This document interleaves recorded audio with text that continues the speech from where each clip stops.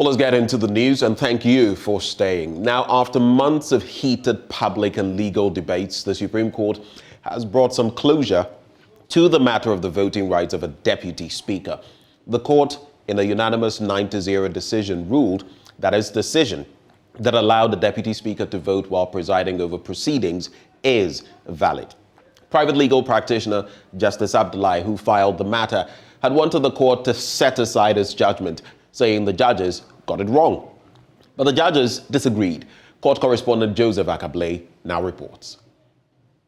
Mr. Abdullahi had argued the court's March 9 judgment ignored legislative antecedents of the voting history of deputy speakers in Ghana. He added that failure of the ordinary bench to consider portions of Ghana's constitution and the Parliament Act of 1965 meant the court got it wrong. Deputy Attorney General Diana Sunaba Dapa disagreed. She insisted the review threshold had not been met, a position the court upheld, dismissing the application for review.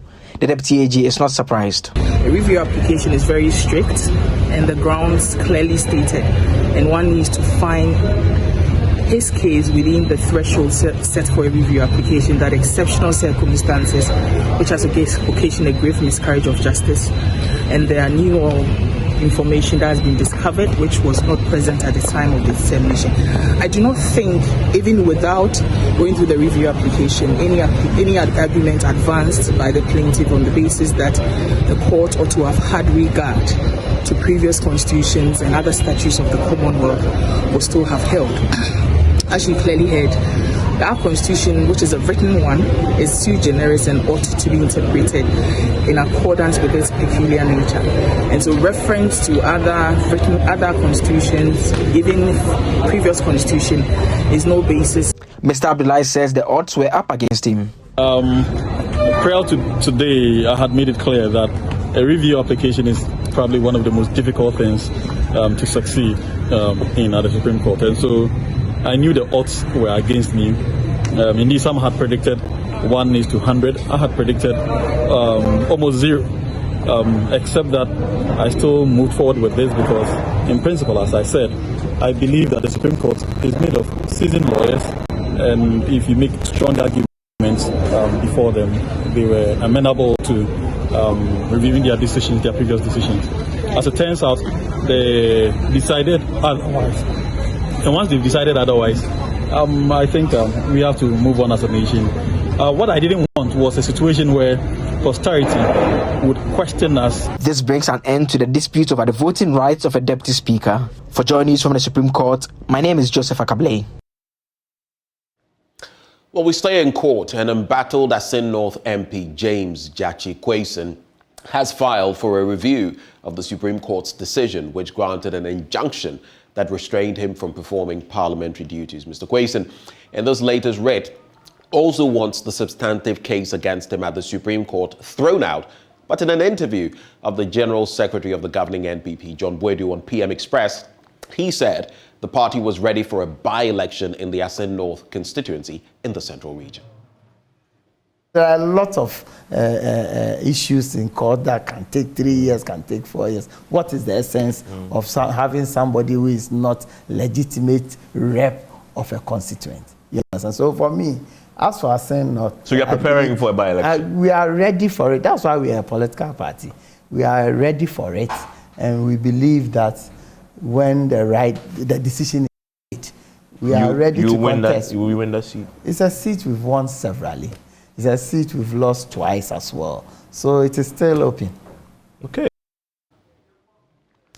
Well, let's talk about electoral violence now, and politicization and manipulation of the judiciary to favor the political class are major setbacks to democratic governance in Africa. These are the observations of a former UN Special Representative of the Secretary General, Dr. Mohammed Ibn Chambers, at a high-level stakeholders engagement on electoral violence in Africa.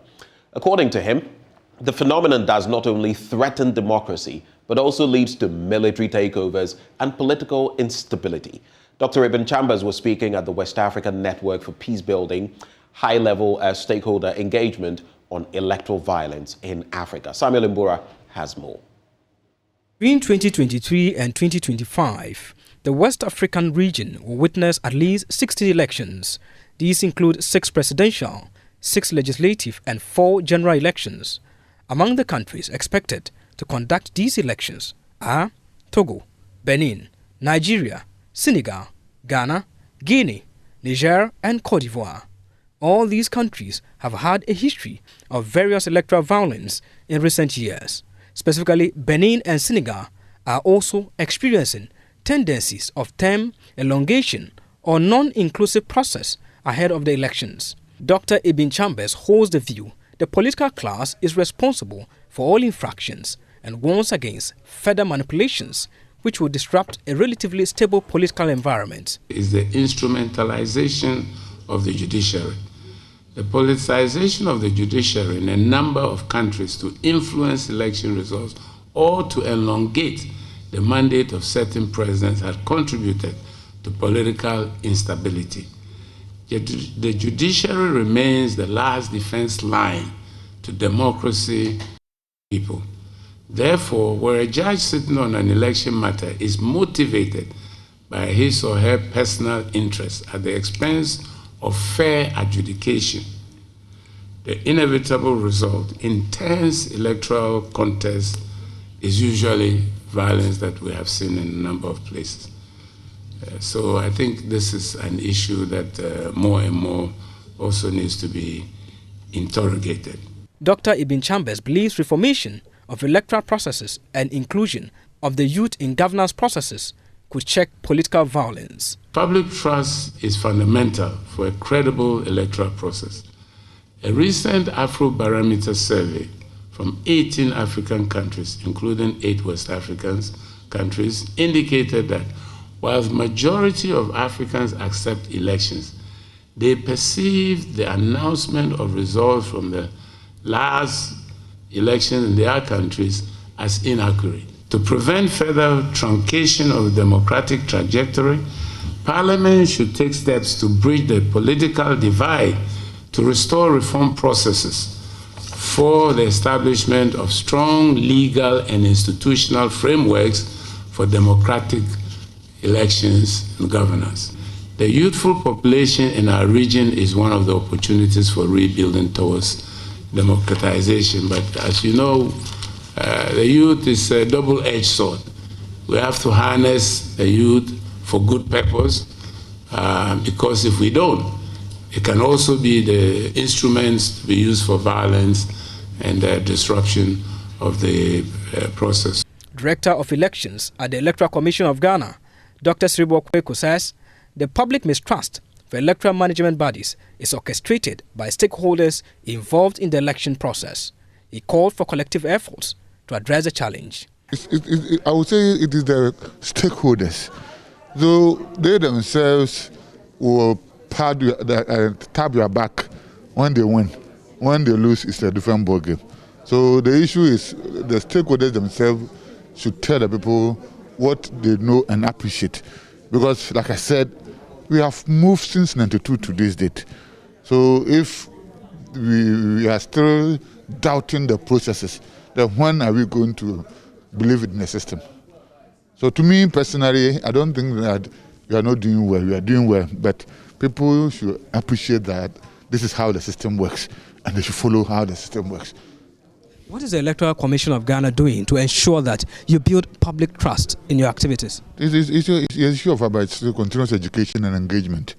So we continue to engage people, we continue to improve on our education. I think that's what we can do. With funding support from the European Union, the West African Network for Peace Building, WANEP, implemented the Electoral Violence Monitoring, Analysis and Mitigation Project in 2021. It is partnering the Economic Commission for West African States and others on a regional workshop to share lessons learned from that project. Samuel Mbura's report for JoyNews, Accra.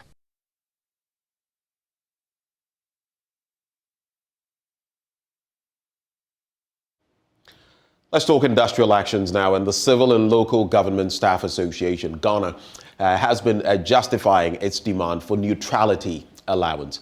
At a news conference, the group insists it will continue with its strike until the government fulfills its promise to pay them all arrears owed.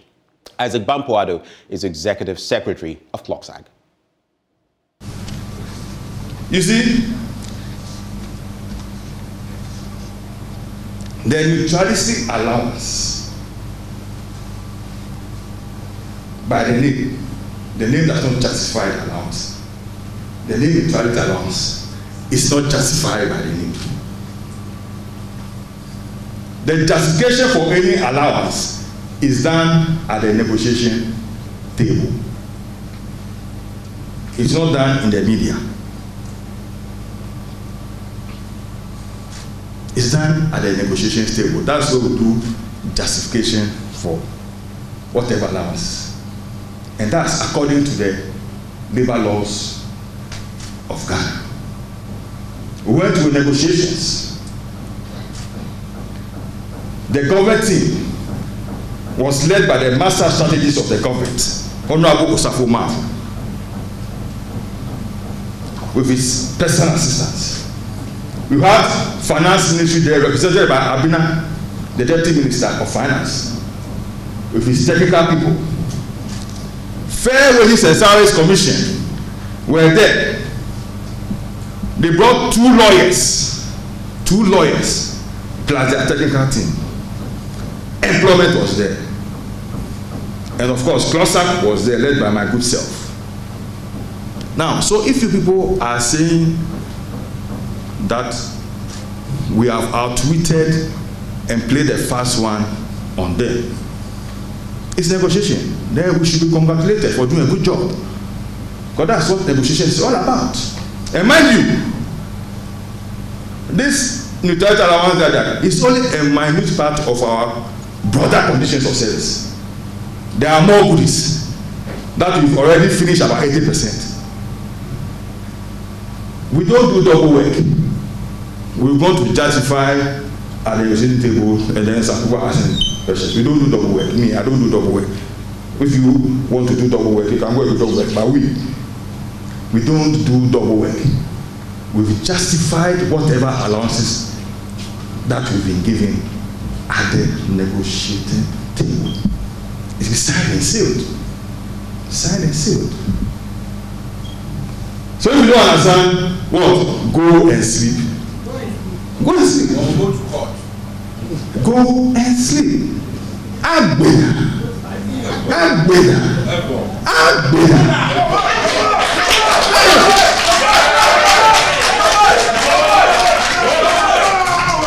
Toto Kasheno Beye Krapo Aniwo Ujoba Ni Wagbe. Go and sleep.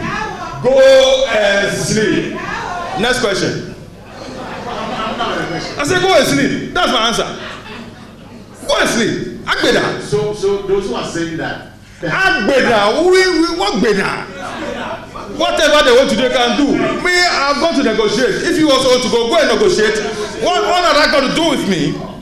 So finally, is your strike still on? It is on. It is on live. It is on live. My friend, go and sleep. Any question? Yeah. Well, two are in police groups for an alleged Premix diversion in Keta. And some 2 persons have been arrested by the Keta police for their involvement in the alleged diversion of Premix fuel meant for Keta fisherfolk in the Volta region. A driver and the secretary of the Nukbese Copper Landing Beach Committee, Jeffrey James Oklu, were picked up on Tuesday morning in the Keta municipality. The 2 are currently helping the police investigations to unravel the case. According to Augustine Oklu, a resident in Keta, he was informed that a Goodness Energy fuel tanker with registration number GT5422Z was spotted parked around the Nukbese Premix fuel depot on Tuesday morning. He said the driver, however, drove off without discharging fuel, a development which rose suspicion of residents of a possible diversion. And me monitor, we detailed a vehicle to monitor the tanker. Geoffrey James Oklu. You can never MC Keta for body because of fear. What is surprising is that the Nukpese Landing Beach Committee Secretary, Jeffrey James Oklu, who is close to the MCE, had signed the way bill. The chief fisherman, who is sick and bedridden, had his portion also signed. From there, driver monitor, go get water. We monitored the tanker, which stopped at Afiedeniba Junction, moved and stopped at Avalevi, then to Abo. We therefore concluded that the fuel had been diverted, so we called in the police who arrested the driver. You were thinking of Jamakunia Commander police over for cover. You for cover, driver, you James Okura. The driver then called suspect Geoffrey James Oklu, who upon arriving at the scene said the issue should be settled here, but I objected to his suggestion and indicated that we must find where the fuel was sent. Already, the seal on the tanker was broken.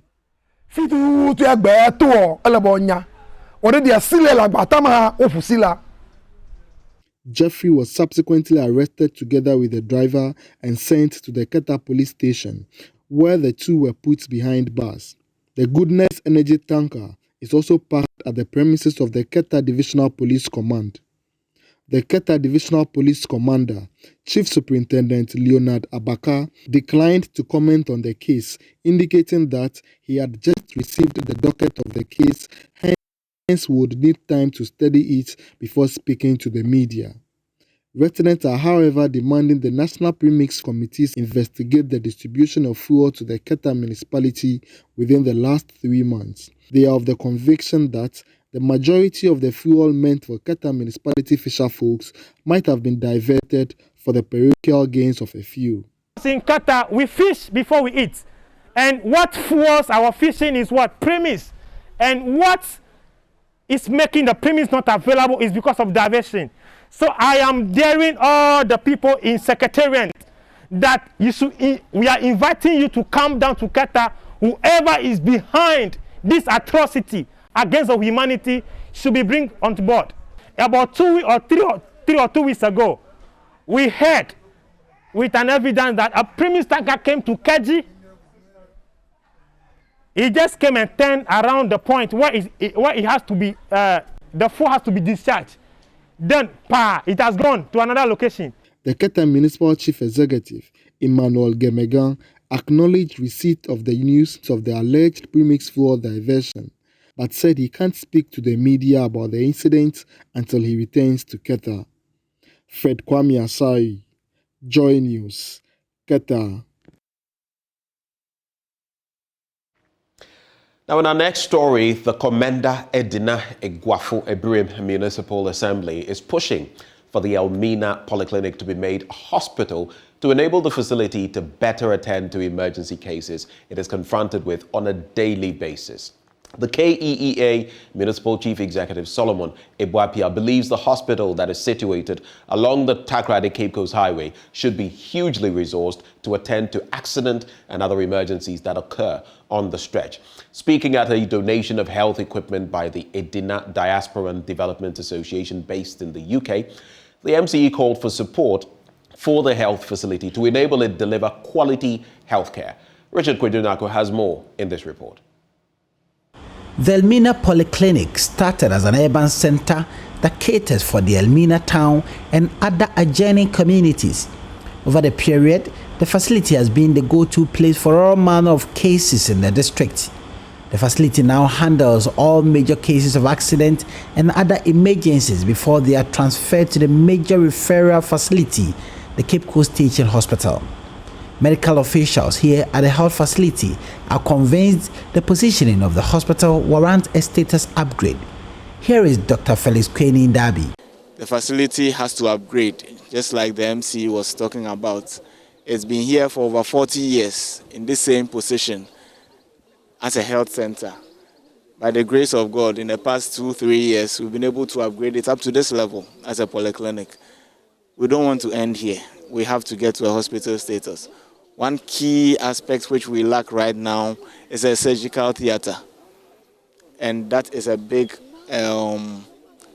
dent, because with our position, with the highway here, and with the kind of clients that we are getting, okay, from the whole municipality, this is more like the exit point. So for all referral cases, they come here.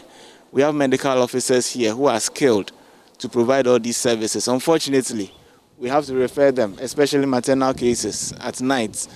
It's not pleasant, and there are some cases where some of them, unfortunately, have lost their lives because we could not provide the services here. Receiving the donation of a VCG machine and refrigeration equipment for the blood bank from the EDNA Diasporan Development Association based in the UK, KEA Municipal Chief Executive Solomon Ebuapia advocated a change in the status of the facility from a polyclinic to a hospital, owing to the location of the facility, and called for more support for the facility. Because when you look at this road, it is said that it is one of the dangerous roads in West Africa when it comes to road accidents. But if it's so, look at the position of the polyclinics. If we get a hospital settled with an emergency unit, those accident victims, before they get to intervention, probably we could save a lot of them. If there's a hospital have resources, like what we've seen now. Representatives of the association based in the UK indicated they hope their contribution would go a long way to help equip the facility to improve healthcare delivery system in the area. Augustine Papasego spoke on behalf of the team. And the whole idea is that there's a need for the health of our people to be improved. And as we seek to improve the services of this hospital with a view to one day becoming a teaching hospital as the aspiration, we felt it necessary to contribute something small to help at this moment to develop that vision. So on behalf of the association, we are here to present a ECG machine and a blood bank refrigerator.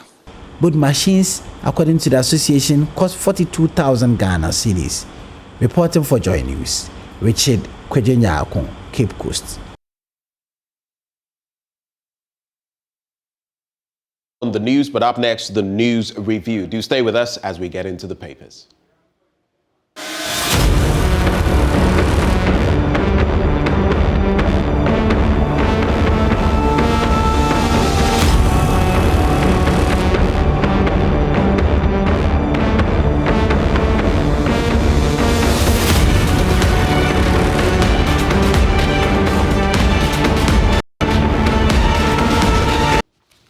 All right, let's settle now for the news review. We'll be joined shortly by Dr. Kwame Asante, Director for the Center for European Studies at the University of Ghana. But hey, we start from here with the papers that we have already, the Daily Graphic, the Ghanaian Times, and more.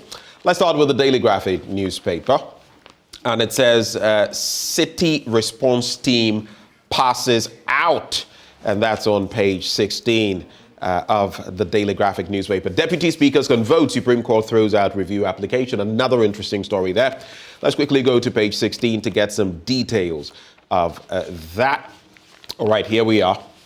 And deputy speakers can vote. You would recall that Justice Abdullahi had filed that motion or that writ in court. There was a unanimous, decision against it, or was it I think that one had a unanimous decision against it. It was the other case that had a 5-2 decision. But here we are again. He sought a review, and the result was the same. Now, the review application challenging the Supreme Court's decision that deputy speakers of Parliament can vote while presiding over proceedings and also be part of the quorum for decision-making in Parliament has failed. In a unanimous decision yesterday, a 9-member panel of the Apex Court dismissed the review application on the basis that it failed to meet the criteria for review as stipulated by the Supreme Court Rules 1996, that is CI 16. We are of the view, quoting the court, that the application falls short of the threshold for review. The application is therefore dismissed as unmeritorious, the court held. So those are the details there. And of course, the review panel was presided over by Justice Jones Doche, with Justices Nene Amegacha, Professor Kote, Mariama Owusu, Avril Lovelace Johnson, Gertrude Tokonu, Clement Honyenuga, Professor Mensa Bunsu, and Emmanuel Yoni Kulendi as members. Names that roll off your tongue because we all know them.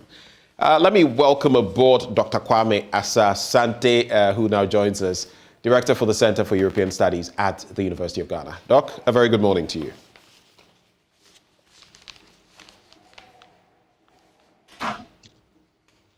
I believe you may have to unmute, Doc, because I did not hear what you just said, but I think you were responding. Yeah, good morning, Ben. Is it okay now? Yes, please. Yes, please. Thank you so much. Everything is fine here. Pardon me. Great. Great. Good to see you. Good to see you. Good to have you too. Anytime I see you, I know at least you're doing well, and that warms my heart. Thank you for joining us for another morning. I was just referencing the latest ruling from, or the latest decision by the Apex Court concerning the Justice Abdullahi review. And by 9-0, they have stuck to their guns and fortified or reinforced the decision that was taken earlier. Did it come as any surprise to you? And what do you think this means for our democratic practice and for our legislative practice, to be specific, moving forward? Thanks, Ben. I was not surprised to hear this because experts, the lawyers, have said, and we're listening to them, that it's a very tall order for Justice Abdullahi to be able to be successful for his review application. So it didn't come to me as a surprise at all. The other bit of the question is that how does it bode for the country's democracy? For me, it's a good thing because anytime the court interprets the law, it broadens the frontiers of democracy. It strengthens the institutions and makes things clearer. Before this time, you saw the difficulties with which we had the system in Parliament with regard to who should preside as a deputy speaker, can he vote, and all that. Now, it is clear, and then we are going to proceed with business in a very clear manner. I am very happy that the court has spoken and spoken forcefully. I will take it and then move on. And if there is anything that needs to be said, again, I think the court is always the forum for people to go and make their case. For me, I am cool with it and I support it. Let's move on and build a solid democracy for this country.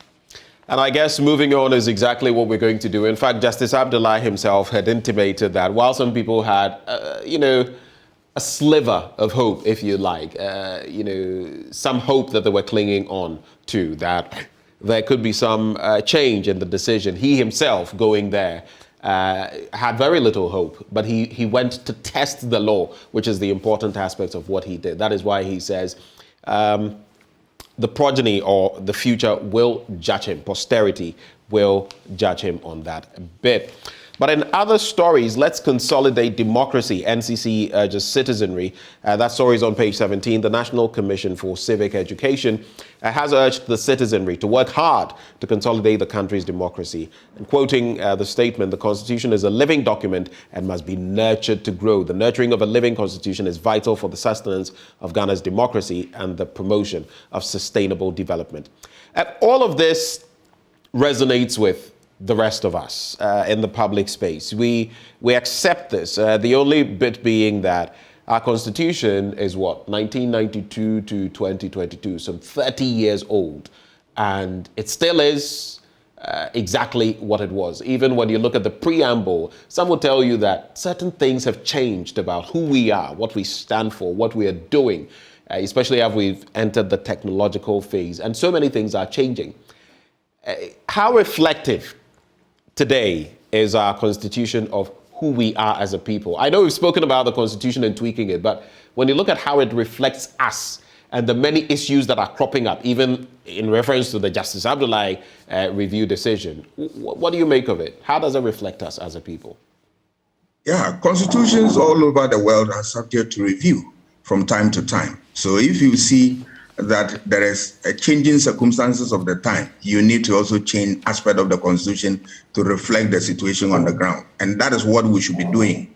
Thank God this country saw wisdom in this. And during Professor Mills's time, a commission was put together to, as it were, to go around the world, pick information, and see whether we can make changes. That document is lying fallow.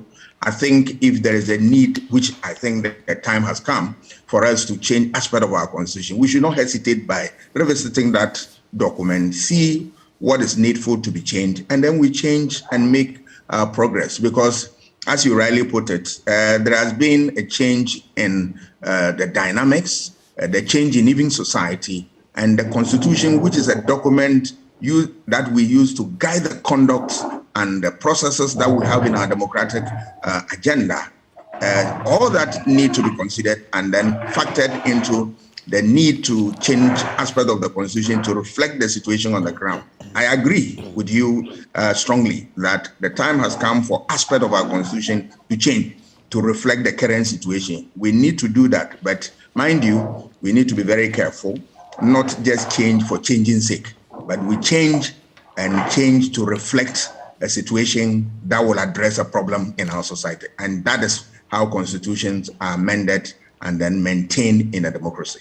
And maybe I'll wrap with this also very important story. PAC refers 100 institutions to police for procurement law breaches, and there are more in the offing. But the Public Accounts Committee of Parliament has referred more than 100 public institutions in 6 regions, so there's more coming up, to the Ghana Police Service for investigations towards prosecution. According to the committee, the institutions had breached some procurement laws flagged by the 2018 Auditor General's report. The institutions include universities, district and municipal assemblies in the Bono Northern, Northeast, Savannah, Upper West, and Upper East regions. And we've been hearing from the chairman, Dr. James Kluche Aveji, who says they are determined to ensure that they refer institutions for prosecution, especially when it comes to procurement irregularities. We've had some scenes in recent times where some people even had to beg and confess wrongdoing. They've been sitting in Sunyani as well, starting last Monday. And a member of the team, Mr. Dafiamekbo Roxon, a member of Parliament for Southern, says there are a lot of procurement infractions that the Auditor General has flagged in the report that the committee is considering.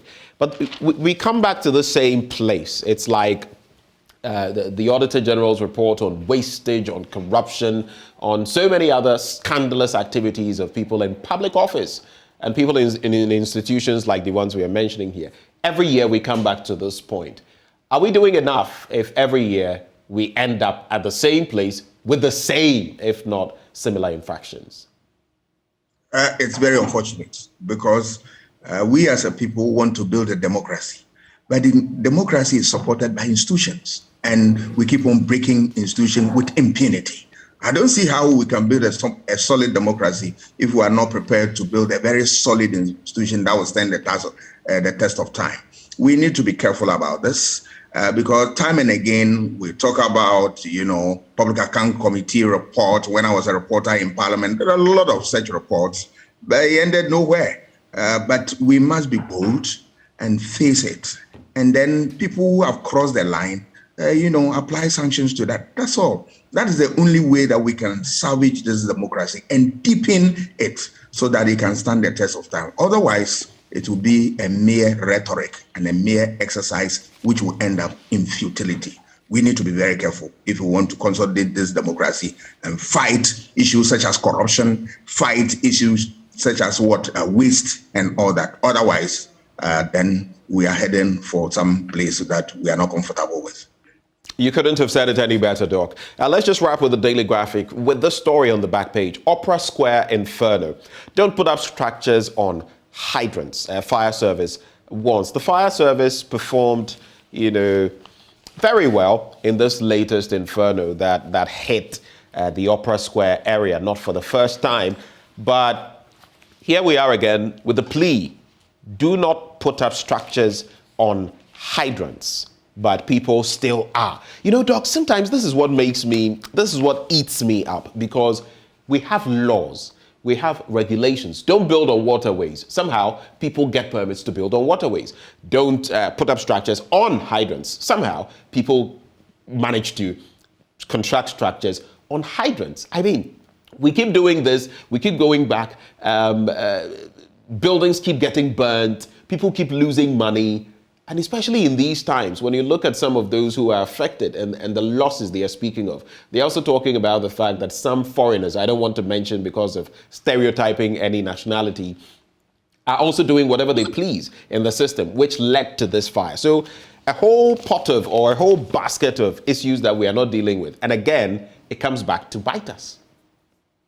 Yes, it's simply because the capacity of the state is weak. In political science, when you have a state that is not able to enforce laws, it is a weak capacity. All right. The regulatory capacity of the state, let's face it, is weak.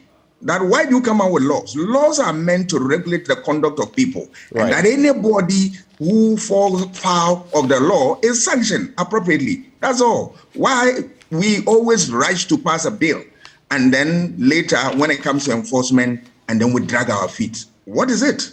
Are we serious about it? I don't think we are serious. The capacity of the state in that regard is weak, pure and simple.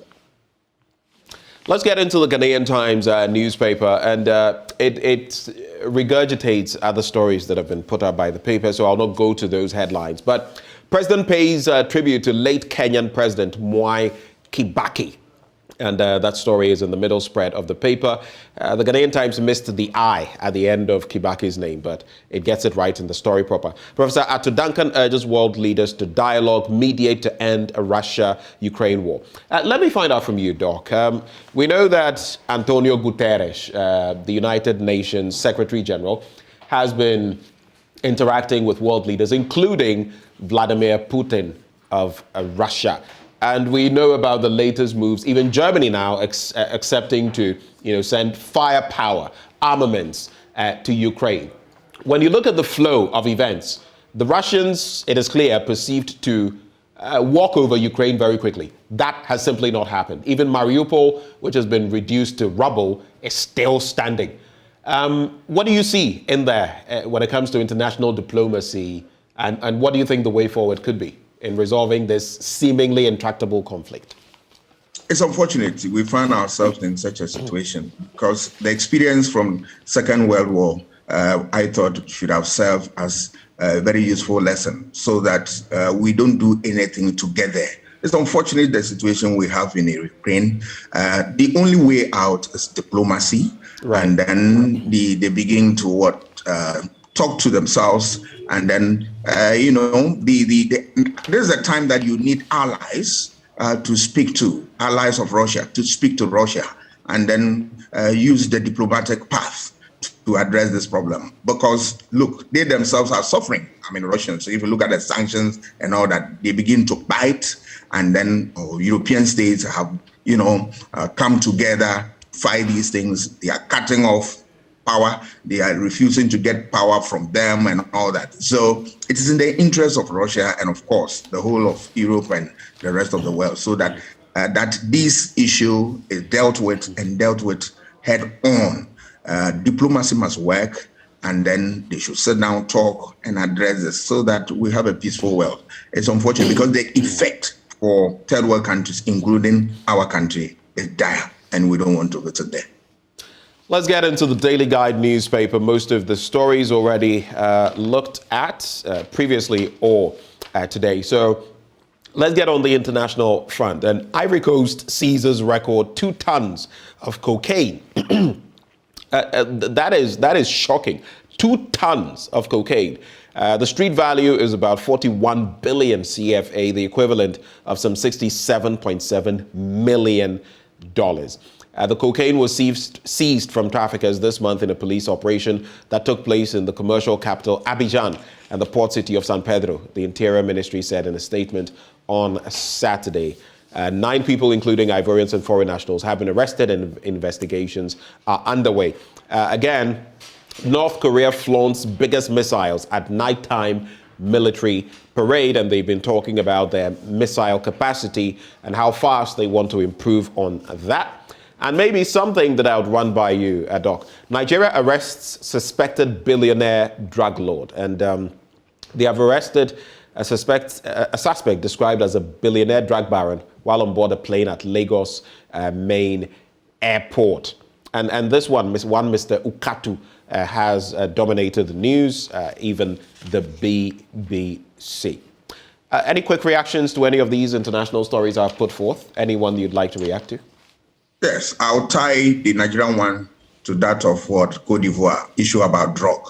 It's a difficult fight, but I'm happy with the resolve of West African states to deal with such canker. You know the effect of drug on youth and society entirely. So the steps that countries are taking, such as Nigeria and Cote d'Ivoire, I commend them. But it should not be just a day thing. We should continue and continue forcefully.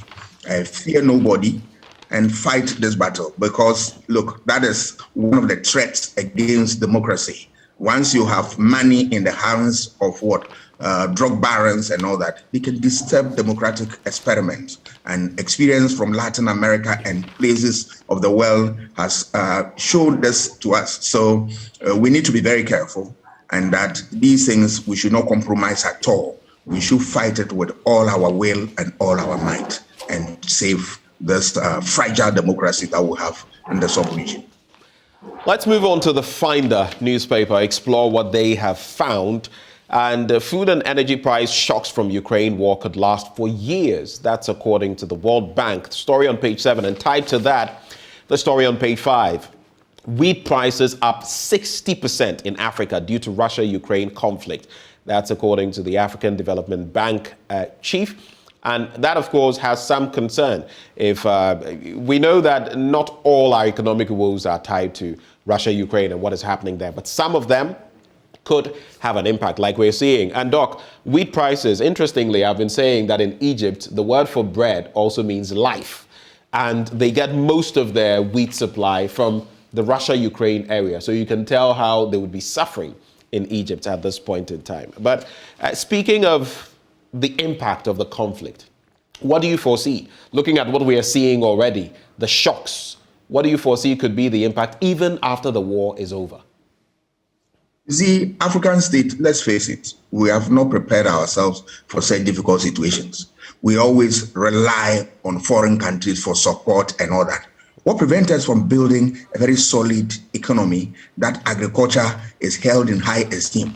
We have just relegated agriculture to the background.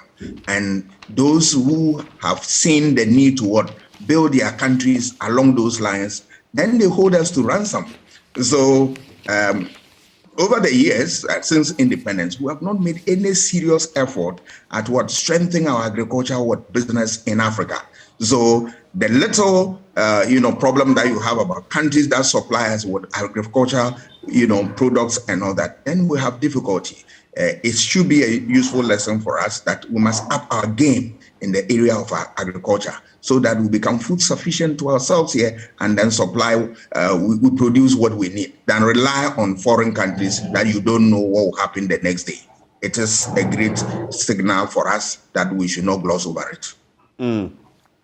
Let's get into some politics now. And the Republic Press newspaper reports Nana Komia roots for Bawumia Allen ticket. But maybe before I get into that, this escaped me. Going back to the paper I just ended with, the Finder, we lambast those who don't get it right when it comes to our SOEs, and so I think it is important to highlight this as well. The Ghana Ports and Harbours Authority posts 112.67 million Ghana cedi net profit in 2020. It's a 39.41% drop compared to 185.95 million in 2019, but it still is profit all the same, and we ought to congratulate them. The Director General there is Michael Luguje, Director General of the GPHA. Let's now get to that story. Nana Komia roots for Bawumia Allen ticket. I want you to tie that into some other things that have been said. The same Nana Komia has been saying that if an election were held today, the NPP would not be the most popular party. And tie that again into what Richard Amwakoban has been saying, that the current economic conditions are 10 times worse than what they were under Mahama. So for those rooting for Mahama, or for those saying that the former president should lead the NDC again, if he did, What can he do? I mean, if he did not perform then, now that the economic woes are 10 times worse, what would he be able to do? Can you digest these issues? I know I've boxed you into a corner, but they are the political issues I want you to look at. How do you react to them? One, I am not happy that parties establish institutions, that's the rules, regulations, procedures, and all that, and they themselves try to undermine them. It's unfortunate. Right. That affects the foundation of political party. Why am I saying this? MPP has said that the time is not ripe yet for people to root for others, to support others, and all that. And why are we seeing all these things? A day will come, today you hear this group saying that we support this person, we are for this person, and all that. Is it the time? They have forgotten about. Do you think that can lead to a splinter in the party? Not only a splinter in the party, but one, you are undermining the party's authority to issue instructions and then people obeying them. What is the point of you setting the rules and then breaking the rules? It doesn't make sense to anybody. Two, but in this instance, he is rooting for both of them. Maybe one as presidential candidate and the other as one as flag bearer and the other as a vice. Even one is bad enough. Even one is bad enough. Is it the time? The time now is that they should work and support the government to succeed. Because government or election or politics is nothing but what? Contest of ideas and then what referendum of your work. What work are you going to stand on? In other words, what record are you going to show to the world that you are capable of maintaining power and that people should give you their vote? You need to work and support the government. Look at the difficulty the government is facing. Have they thought about it? And they should make conscious effort to supporting the government to succeed. Then after that, you can begin to think about who should lead the party and all that. I'm afraid if they continue on this tangent, they are going to have all the candidates that they want, but the record will not be there to sell that candidate. It is important that they get this message and get it clear. One Dr. Mensah, who also is head of research at the presidency, has said that if elections were held today, the MPP would win the presidential with a slight margin, and for the legislative body, they would get 145 seats. Is that something you see currently when you look at the state of affairs? It's very interesting where the information is coming from. My good friend, Dr. Assin Mensah, who is the director of research office of the president. What do you expect him to say? He will not be able to say that the party is losing if that is the case, because then where he sits. But that is not to doubt his research capacities and all that. But all that I'm saying is that the time now is not for you to determine who wins the next election. What you do to be able to get the support of the people to put you into office, that's what matters most. Because research has shown that if you want to win an election in this country, you must build a solid economy because voters decide on who to vote for based on the economic conditions of the country, irrespective of party tradition, ideology, and whatnot. Economy is crucial, followed by infrastructure development. What is the government doing with regard to infrastructure development? We can't take it from them that they are building some infrastructure network, but they need to double up their effort if that is to get to what they elected. And of course, issue of corruption is a third variable that influences voter choices. If you look at corruption report, yesterday I read about the U.S. State Department report on human rights and corruption and all that. It's not good for the country. If you look at the Transparency International report on corruption, NDC managed corruption far better than the MPP. It is a fact. So these are indicators that influence voter choices. So if you are talking about, the next election, who wins and all that, you need to get the basics right. Otherwise, you won't even get there to canvass for votes and then win an election. You really struggle. So the party must look at that, build the basics now, and then you can stand on it and campaign. Otherwise, they should forget about the third term agenda. To wrap the conversation, the Daily Statesman says Ghana Health Service don't ignore face masks completely. And Ghanaian publisher, finally, $350 million building materials imported annually. $350 million dollars worth of building materials imported annually. That's according to Assin Minister of State. Does that surprise you? Come to think of it, $350 million worth of building materials. We want to be a country that is... You see, are we ready to deal with the problems that we have in our country from within our system? We are not ready. We always think that there is somebody elsewhere who can do it and do it better. And then government has also, the position or the push of government with regard to these things have not been favorable at all. That we encourage these things and then we come back to blame the whole system. We need to put in place measures, proper policies that will deal with these things so that we encourage our people to produce the things that we import and then support our economy. If we want to continue to rely on import, I'm afraid we'll destroy all local industries and then we'll always run for cover whenever there are shocks here, whenever there are crises here. But that is not the way to build a society for a very long time. We need to grow our own system here, make it solid so that the little that we import can come and augment what we have here, than rely or make sure that the whole economy rely on foreign imports and all that. That will not last, and that will not, support any future consolidation of the country's democracy. Doc, thank you so much for joining us for another morning reviewing the papers, and we wish you the very best of the day. I'm grateful. I wish you well. Thank you. Well, coming up next, we have sports, and if you missed the thriller in Manchester, we'll be telling you about that as well. Sports coming up next.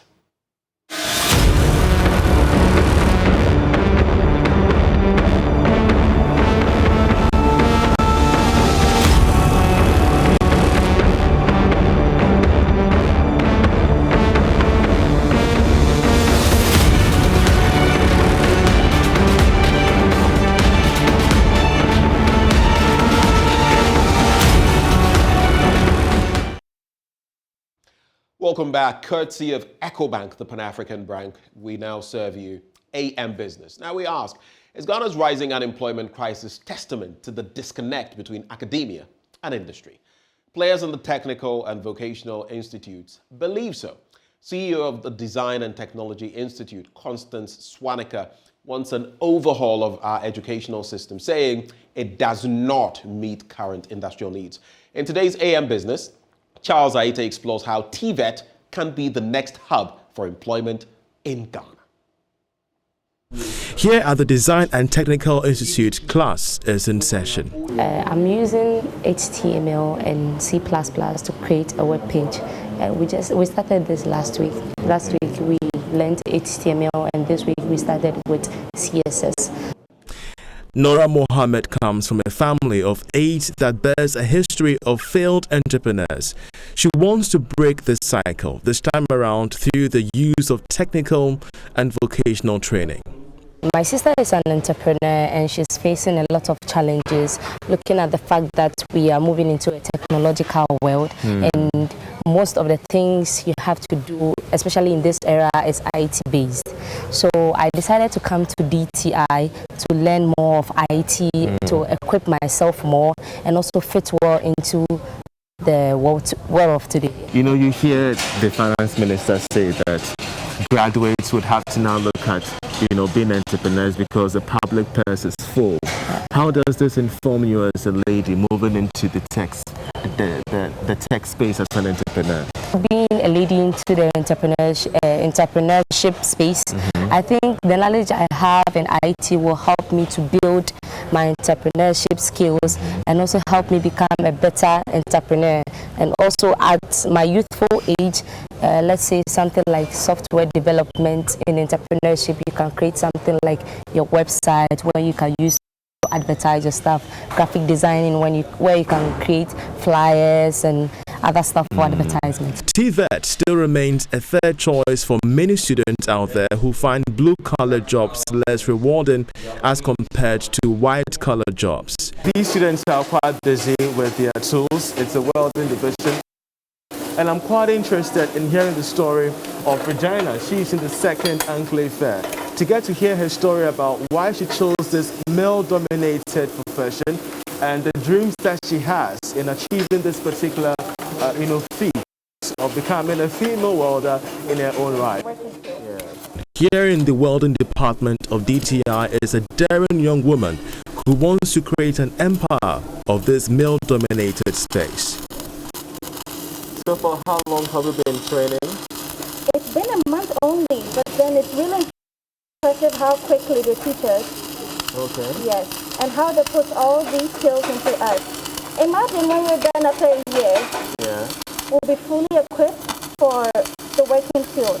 And we're also going to be placed at our various positions. So where would you want to practice this skill in? Where would you want to practice this skill? Outside Ghana. Outside Ghana? Yes, but then definitely within Ghana, because this is where it all starts. All right. And this is where it all is. I can open their arms.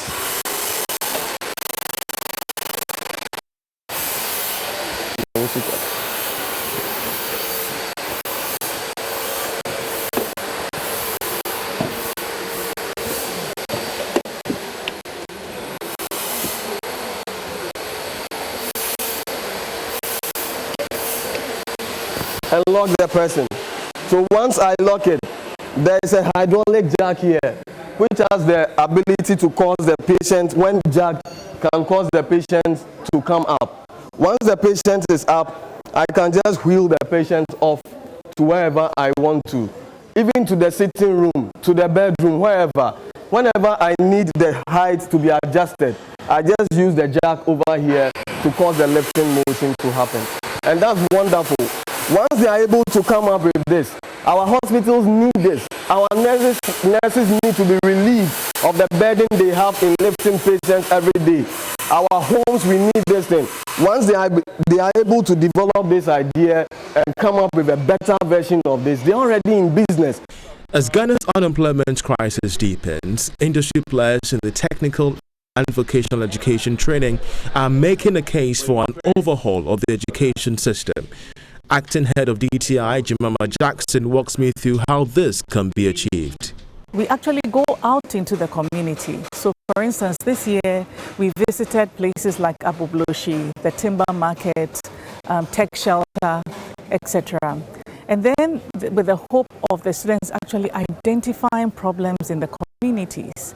And these children come from all over Ghana, so different regions, and they have specific problems in their communities.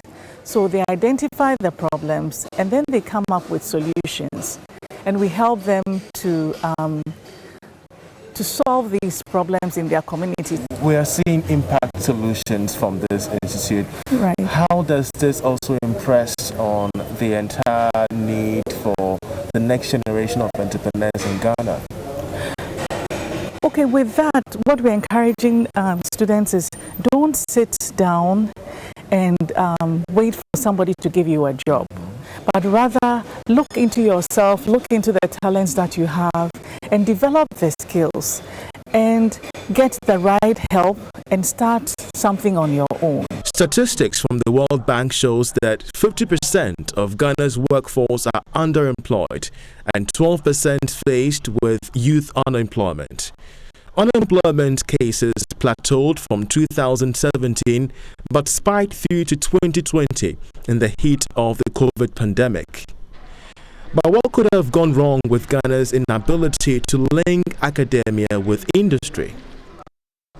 Young people are being churned out, year after year. But what is missing is the hands-on.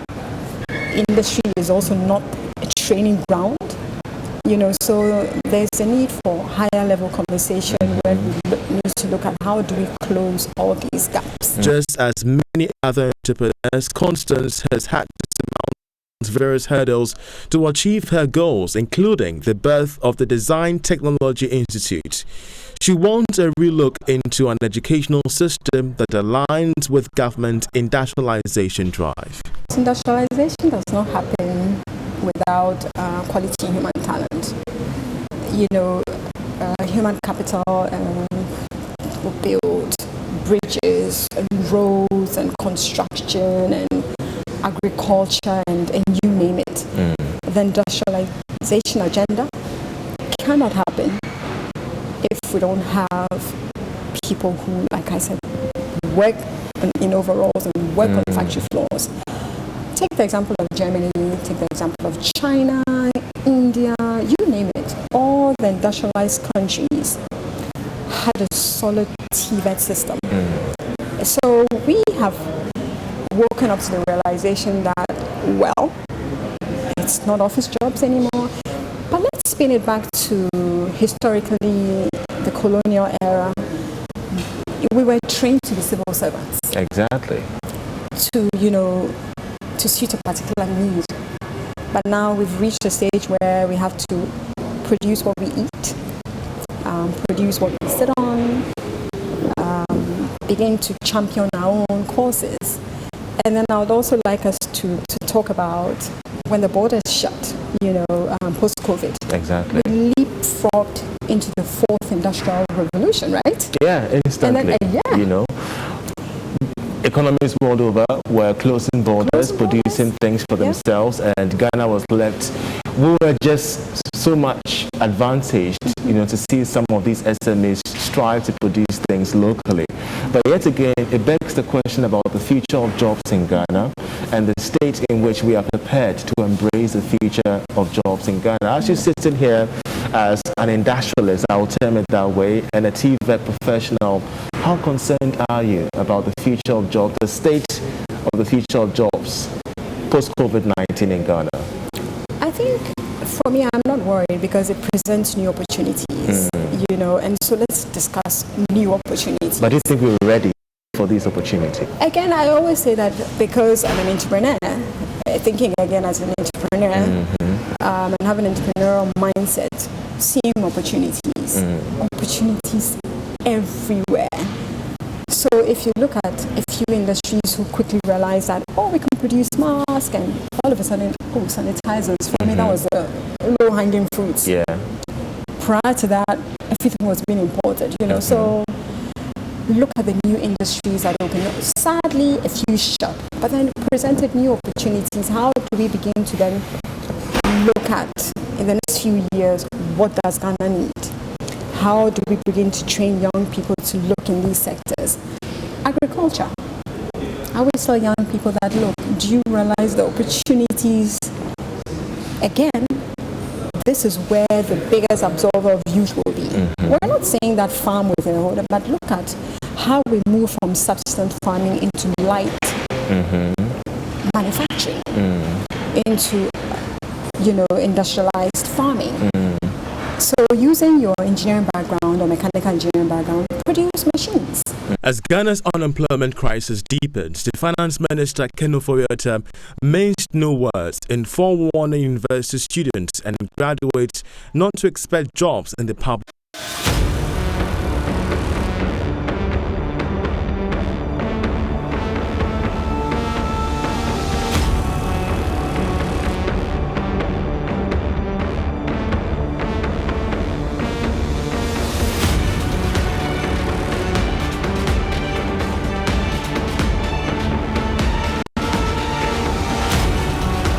Abdullahi had argued the court's March 9 judgment ignored legislative antecedents of the voting history of deputy speakers in Ghana. He added that failure of the ordinary bench to consider portions of Ghana's constitution and the Parliament Act of 1965 meant the court got it wrong. Deputy Attorney General Diana Sunaba Dapa disagreed. She insisted the review threshold had not been met, a position the court upheld, dismissing the application for review. The Deputy AG is not surprised. The review application is very strict and the grounds clearly stated, and one needs to find his case within the threshold set for a review application, that exceptional circumstances which has occasioned a grave miscarriage of justice, and there are new information that has been discovered which was not present at the time of the determination. I do not think, even without going through the review application, any argument advanced by the plaintiff on the basis that the court ought to have had regard to previous constitutions and other statutes of the Commonwealth will still have held.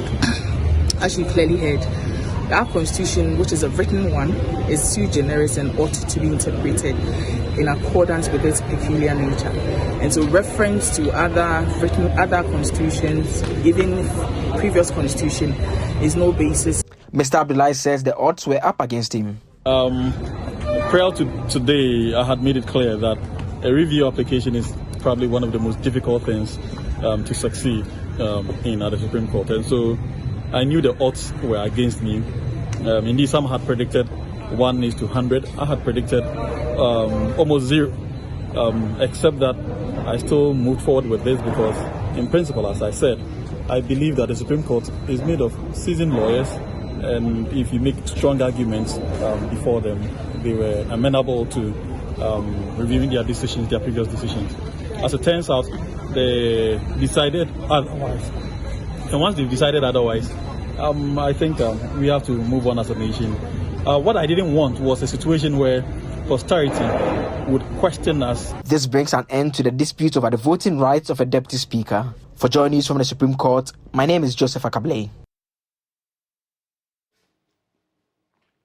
And that is the premise for the commencement of our big stories. In fact, the very first one we're starting with, the Justice Abdullahi petition at the Apex Court. And the Supreme Court, in a unanimous 9-0 decision, has dismissed the review application put forward by Justice Abdullahi. Like you heard him say, he gave himself even less than 1 out of 100. But here we find ourselves, we're going to be interacting with the man who put forward this petition. Justice Abdullahi joins us on this story. Later on the big stories, we'll also be looking at the James Jachi Quayson scenario and how things are going to pan out. He wants that injunction removed in terms of his performance of his duties as a member of parliament. And he also wants the substantive case at the Apex Court dismissed. But let's start with Justice Abdullahi. A very good morning to you, sir.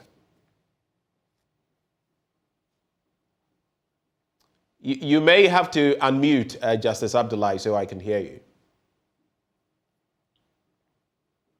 All right, so we shall get to Justice Abdullahi as and when it is possible to do so. He'll be joining the conversation.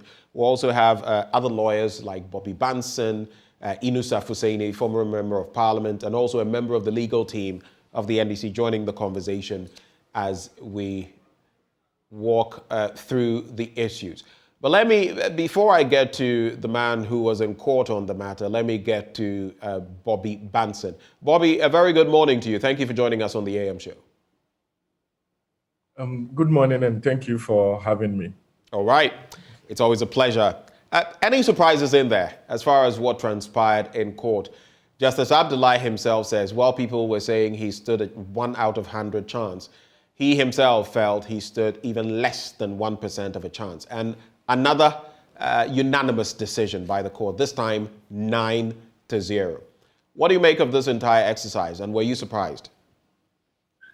Well, I at least Justice himself said he was not surprised. It's not because we don't think that he made a good case or made arguments, but just that the practice of law is in such a way that it's governed by rules and procedure. And so if the jurisdiction of the court to review, the Supreme Court to review its own jurisdiction, its own decision, can only be invoked on certain grounds. And when you are faced with the facts, you know that you will not be able to demonstrate those grounds, then you know for a fact that you will not succeed. So, but I'm happy, at least he said for posterity's sake, he wanted his mind to be at ease, or his conscience to be at peace, that he exhausted all possible legal avenues to ventilate his grievance. And so we will not fault him for that, except that he knew what the outcome most likely to be. And we will just, like he said, we will just take it in our strides and then move on with it.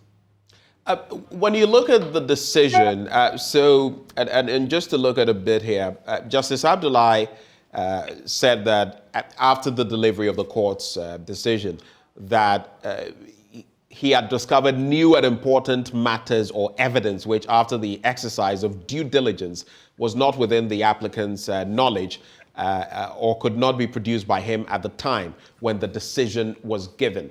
And when you look at what was filed in court, did you see any substantive difference that could have swayed the court in any way? To be honest, I have not had the benefit of seeing the full review application that he filed to know exactly what new evidence, as you put it, or new facts that were not available to him at the time he filed the writ that would have been presented to the court, and if it was, would have perhaps changed the mind of the Supreme Court. So I'll leave him to demonstrate or to show us some of these facts. Then I'll be in a position to comment on the impact it would have had in the decision of the court, the Supreme Court at first instance. Okay. Let me also just ask you this as a practitioner before I go on to Inusa Fuseni. But let me say a very good morning to Inusa Fuseni, former member of Parliament and a legal brain within the NDC as well. Honorable Fuseni, a very good morning to you, sir. Evans, good morning. How are you? I am very well. Hope you are too. Good. I'll be coming to you shortly on your take on this matter. But Bobby, just to confirm, so we've heard from a former Justice of the Supreme Court and former President of the Ghana Bar Association, Justice Amegacha, who has revealed that 80%, a good 80% of applications put before the Supreme Court do not pull through. They fail on the basis of merit. Why do you think that is, especially as we've seen one such instance in this specific case? What is it? Is it that the Supreme Court is it poo-poos a lot of these, or that somehow a lot of what is sent to it simply is frivolous? Ben, I would want to put the comments by the learned Supreme Court judge in context. I believe what he meant to say, or what he actually said, not what he meant to say, what he actually said, is that 80%, and he said he didn't have proven data, but from his experience, and this is a very seasoned practitioner. He taught law for many years. He was my lecturer as well at the Ghana School of Law. So he knows and president of the Ghana Bar Association. Exactly. He knows what he's talking about. What he said was that, in his opinion, in his estimation, 80% of cases at the Supreme Court, and I would want to narrow it down to even the other superior courts, particularly the High Court, are not won or lost on the merits of the case, but they are won or lost on procedural grounds. And so, you see, that is why a lot of the public do not perhaps understand the work of lawyers or the work of the justice delivery system. In practice, justice is not delivered based on emotions or necessarily what is true. It is what you can prove. And the laws that govern what you can prove are the laws of evidence and the laws of the rules of court, the procedure. So you have your substantive case, but how you would present it to the court and the kind of evidence you will lead will determine whether or not the court should even go to the merits of your case or not. And so a lot of litigants or people who seek access to the court would want to think that I have a right. Somebody bought my land and he did not pay. And so, or somebody took my money, he did not give it back. And so when I go to court, it's obvious the court should be able to order that I get my money. Yes, in the courts of morality, then you are right. But when it comes to court of law, there are rules and procedure that govern how you must present your case. Right. And I believe it is that context that the Supreme Court judge was speaking to. So just to clarify, before I move on to Inusa, you're saying then, of course, procedurally, there are things that ought to be done. And sometimes based on that, you can lose a case or the merit of your case will be questioned and set aside simply because you didn't follow the right procedures. And I've heard many instances of saying, but what does that point to? Does that not point to the fact that maybe while law itself is why we call it a practice, because you continue learning even on the job, but how prepared are people then, the practitioners in the apex court to see through these cases? Because if you have merit per the law, but because of the procedural issues, your case is set aside or you lose, do you get what I'm saying? It means then that there are issues when it comes to the practitioners and how they present their cases. So where's the problem? Is it with the Supreme Court, or is it with the teaching, or is it with the practice? What is it? Well, I don't think that we'll be able to pinpoint one cause. I think it's basically a matter of a human institution. We are all bound. I have had cases that have been dismissed on procedural grounds. You learn again, you refile, and you make sure you don't commit those same errors. And so I do not think it necessarily we will be able to pinpoint one cause for it. I think that is why they say the life of the law is practice and experience. And so people have the opportunity to learn over and over and over again. And the more you do, the better you are placed to provide better quality service to your clients. And so what the Supreme Court, and he, for example, the judge was involved in a matter, a very famous matter, what lawyers commonly refer to as the NIB case, where a whole action was dismissed because the Supreme Court was the opinion that they didn't endorse the address and the full names of the parties to the writ. So a whole matter had gone to the Supreme Court, and only because of the absence of an address, it was struck out. Only that. Right. And so it's somebody sitting outside may say, oh, why should it be only because of an address? But the rules of courts are endorsed by the Constitution as part of the laws of Ghana. Right. And the courts are there to enforce the laws. So you cannot say that, well, why are you taking procedure or technicalities over substance? It behoves it's at the discretion of the judge. Some judges may say, in this instance, I think I'll let the substantive issue override the technical failures. It's solely at the discretion of the judge. But why would you go to court leaving the fate of your client in the hands of the discretion of the judge when you could have not, or you could have taken away that discretion by doing what is expected of you by the rules of court? Right. So lawyers always invest in the learning. We have lecturers like Justice Abdullahi, who continues to teach the law, so that we will learn the right thing and make sure that we don't fall foul of some of these technical or procedural requirements. Important, crucial matters you've put up, but just hold for me. I did mention that I would move on to the former Member of Parliament for Tamale Central, but it appears we have Justice Abdullahi with us. Let me just check. Justice, good morning to you. Can you hear me? Yes, indeed, I can hear you. Good morning, and good morning to Bobby, my very good friend. And I know he's always on my tails. Great. Let me also just indulge or call for the indulgence of Inusaf Husseini. I did say I would come to you, but with your permission, I want to just take the initial thoughts of Justice and then come to you for your thoughts, sir. There's nothing to worry about. Thank you. Justice, were you surprised by the outcome? You've said that your expectations were not too high, but did you expect another 9-0 decision? I expected, considering the amount of industry and investment that I had put into the review application, a positive feedback from the Supreme Court. So the well thought You expected positive feedback? Yes, from the Supreme Court. It was a well thought out application, which gave a lot more information, a lot of more authorities, and the entire circumstances of this issue that confront us. I put everything before the Supreme Court, and so I really went in there with my hopes measured, taking into consideration the fact that the Supreme Court seldomly grant a review application. But I was really hoping that I'll get better than what transpired. But then again, that's the Supreme Court.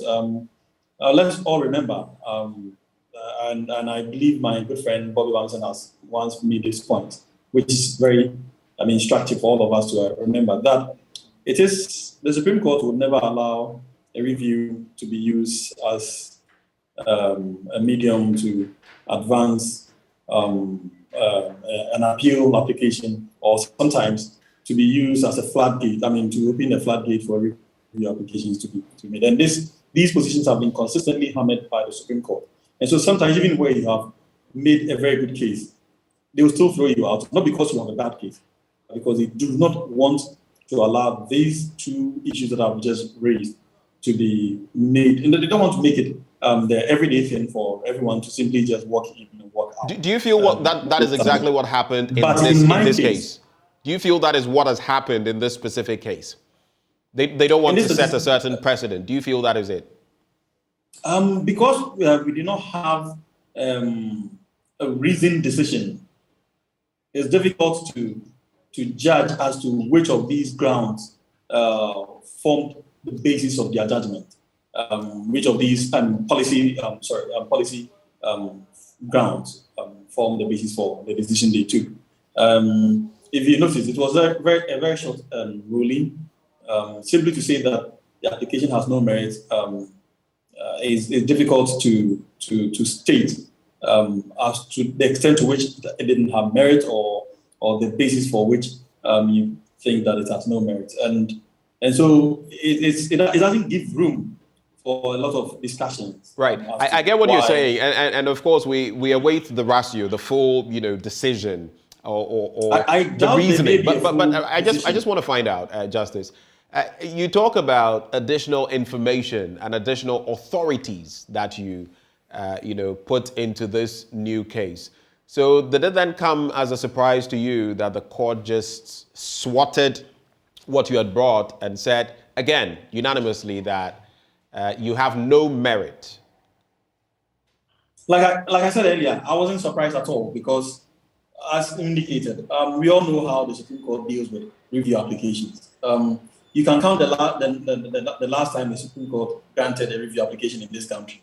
You can literally do a count. And the number of review applications that are granted, you can literally do a count of them.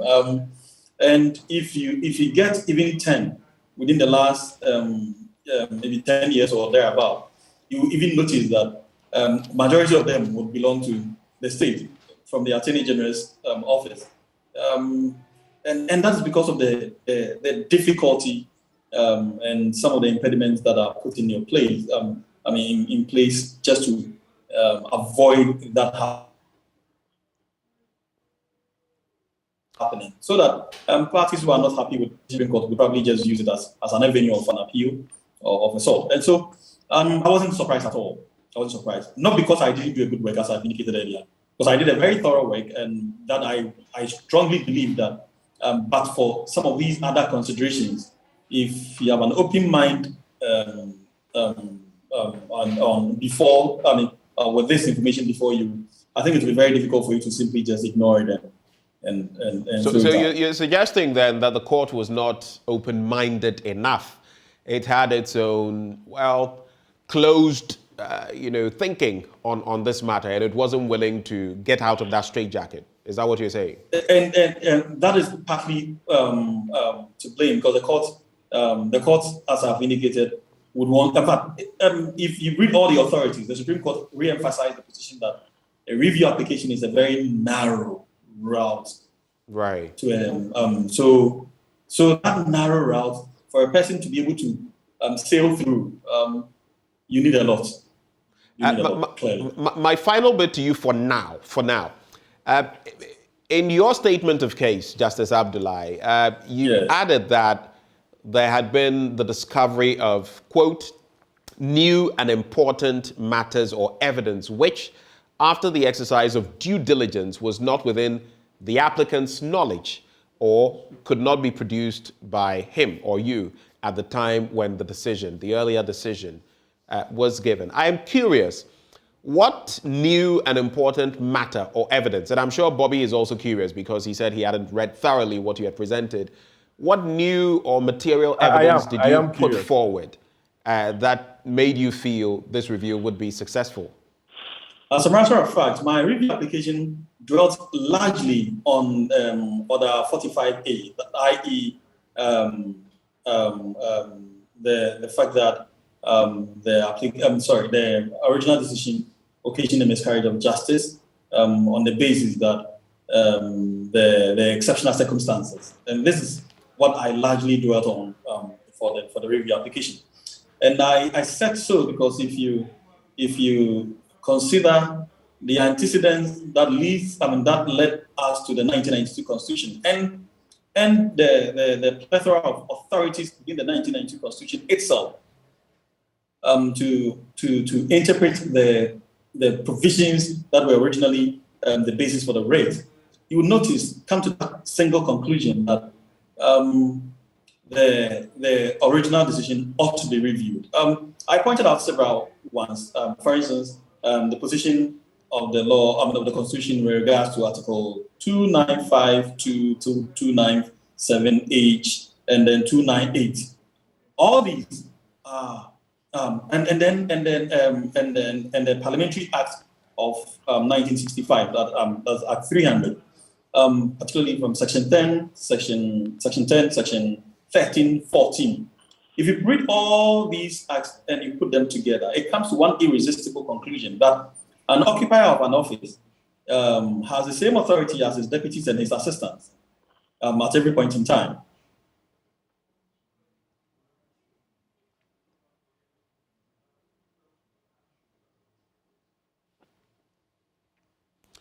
All right, it appears the feed, the connection to Justice Abdullahi has taken a bit of a dip. We'll get back to him to wrap on those comments as and when we get him. But let me come to Inusaf Hussaini, who has been patiently listening to the discussion thus far. Thank you so much, sir. Thank you. So receiving this verdict, a review, yes, and Justice says posterity will judge him fairly on this. But how did you appreciate the ruling of the Supreme Court? Well, Evans, you recall that this is Benjamin, actually. Hello? Yes, this is Benjamin.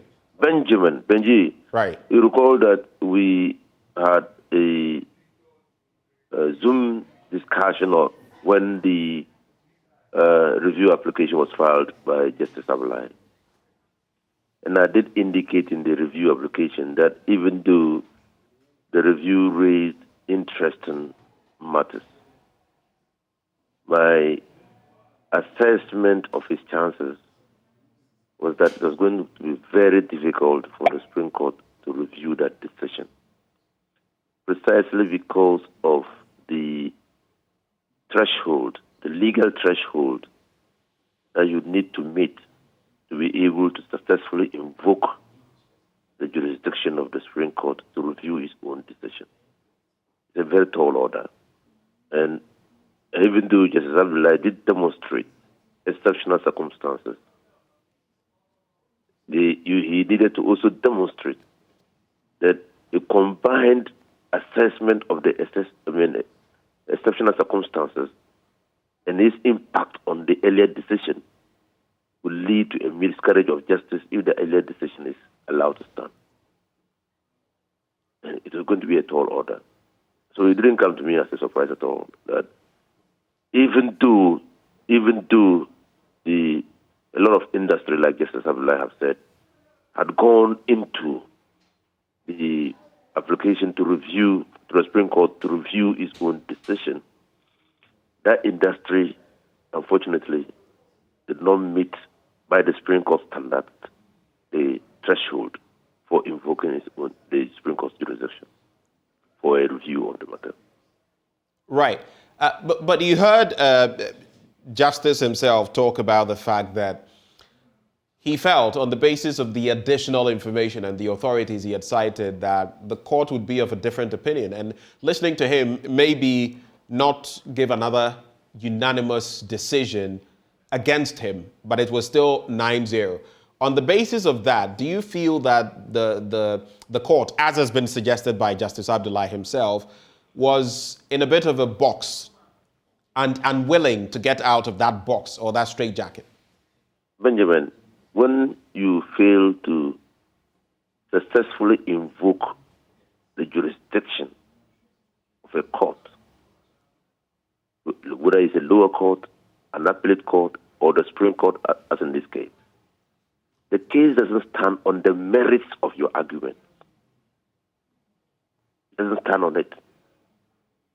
So if all the courts, if they put the checklist and they start checking the boxes, and you are unable to check any of the boxes, it really doesn't concern the justices of the Supreme Court whether your case has merit at all.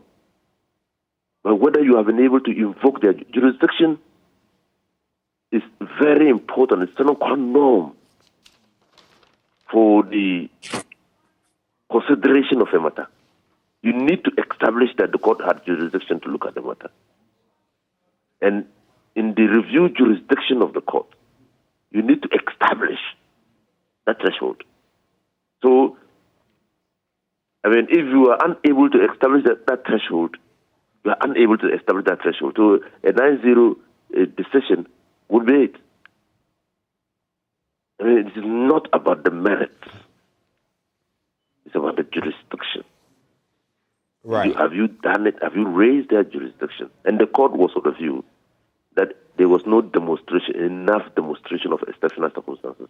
And even that the exceptional circumstances Justice Abdullahi was alluding to would not lead to a miscarriage of justice. Now, and that was why the case was dismissed. Right. And so fundamentally, you're in agreement that the case should have been dismissed. Well, I'm just trying to explain. I'm just trying to explain. I have had discussions with Justice Abdullahi prior to his filing of the review. I'm just trying to explain. I also do not think that the initial decision of the Supreme Court is in line with the historical antecedent of the development of parliamentary jurisprudence in this country. I also do not think that. But I'm just saying that in this particular case, Justice Abdullahi needed, the application needed. He demonstrated, he tried. He did a comparative study of all the laws, of the practices in the West African sub-region as referred to by the Supreme Court in the Commonwealth countries. He tried to do cross-references, reading certain provisions of the Constitution together and demonstrating that read together those provisions could not could not lead to a decision the Supreme Court gave in the first instance. He cited the Parliamentary Act of 1965, Act 300, to show clearly.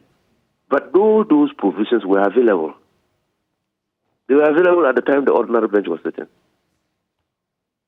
They were available. They were not, they were not hidden. They were available. And so you needed to convince the court that these things were not available, but they were. They were available. So that is why I'm saying that, yes. So when he did the combined region, and there are many, many issues. There are many issues. I drew his attention to one a particular one in the Interpretation Act and also in the Constitution where an enactment has been defined. The Supreme Court struck down Order 1093 or so. Is Order 109 is the standing orders an enactment within the definition of enactment in the Constitution or the Interpretation Act. So there are many issues, okay? But what the Supreme Court basically is saying is that all those issues could have been litigated when the matter came before them in the ordinary bench. So tell me, as a former member of parliament for Tamale Central, you've been there, you've done that. What does this mean for legislative processes moving forward now that it has been confirmed and reinforced by the Apex Court that deputy speakers can vote? What does it mean for us? Well, I've argued and I will continue to argue that way until the contrary is proven, that it will expose the speakership, and particularly when a deputy speaker is presiding or any member of parliament presiding in the absence of the speaker and deputy speakers, will expose the speakership to petty partisan politics. It will expose the speakership to petty partisan politics. You will hear, because you see, and it will come into sharp focus under this present dispensation because of the numbers. Because of the numbers. And that is why I think that in the Fourth Republic, an attempt was made to insulate the speakership. And I agree with Justice Abdullahi when he says the speakership, the position of speaker, the authority, rights, and obligations of the speaker presiding attaches to anybody presiding at any time given. That's what the Constitution says, unless the contrary is proven. The contrary was not proven in the initial stages. That is, taking the law as existed, all of us read and Parliament accepted that a deputy speaker presiding shall not have the right to vote and shall not have the right to be counted for the purposes of establishing a quorum. But the law now is that a deputy speaker presiding or any member of Parliament presiding shall have the right to count himself in or herself in for the purposes of determining a quorum and for the purposes of taking a decision. So that again, in the House we have a House that is almost equally divided between the majority and the minority. That will always open a deputy speaker presiding to accusations of bias. They will scrutinize his decisions, his pronouncements, his conduct while in the chair, and can lead to, for want of a better word, nasty situations on the floor of the House. Do hold for me. Thank you for those initial thoughts. But let me also bring in Gary Nemako Mafo, who joins the conversation as well. Gary, thank you for connecting with us via phone. Good morning, Benjamin. How are you? I've been very well. Hope you are too. Well, I'm fine. Good morning to Honorable Husseini.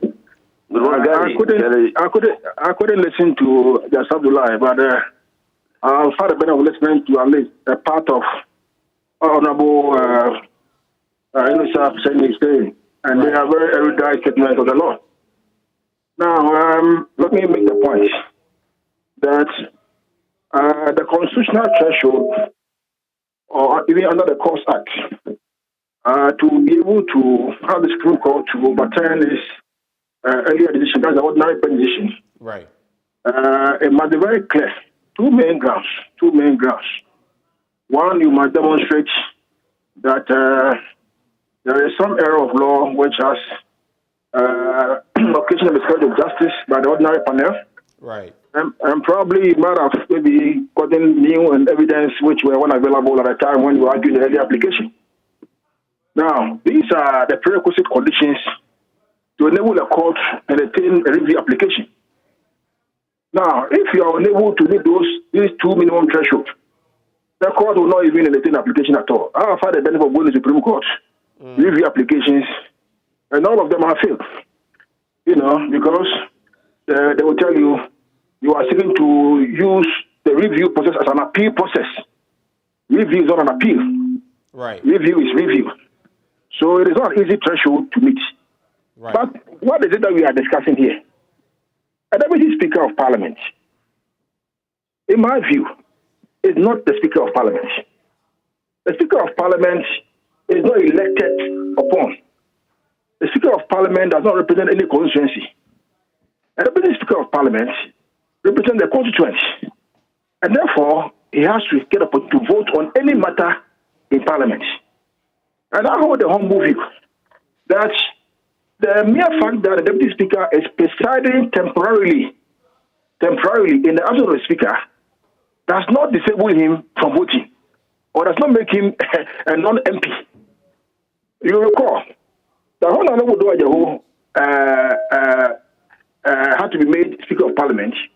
He had to resign. He had to resign as a Member of Parliament before he was made the Speaker of Parliament. Because a Speaker of Parliament, in my view, is a referee. It's a referee who does not take part in the proceedings. So, if you are a referee... For those who have pointed out that, I get the point you're making. Okay. They represent constituencies, and so they are elected members of Parliament. But right. For those who have also intimated that while they are in the seat, they are acting as speakers. You get it? They're playing the same roles you're speaking of. They are referees. And why should the referees be allowed to participate in the game? You see, if you look at the 104 of the Constitution, it did not disentitle the Deputy Speaker, Member of Parliament presiding from voting. So why should the Supreme Court hold otherwise? It did not. And that is the reason why when the parliamentary standing orders 109 sought to preclude them from voting, the court had to strike it down as unconstitutional. You see, so for me, I think that where we are, this matter should be brought to a close.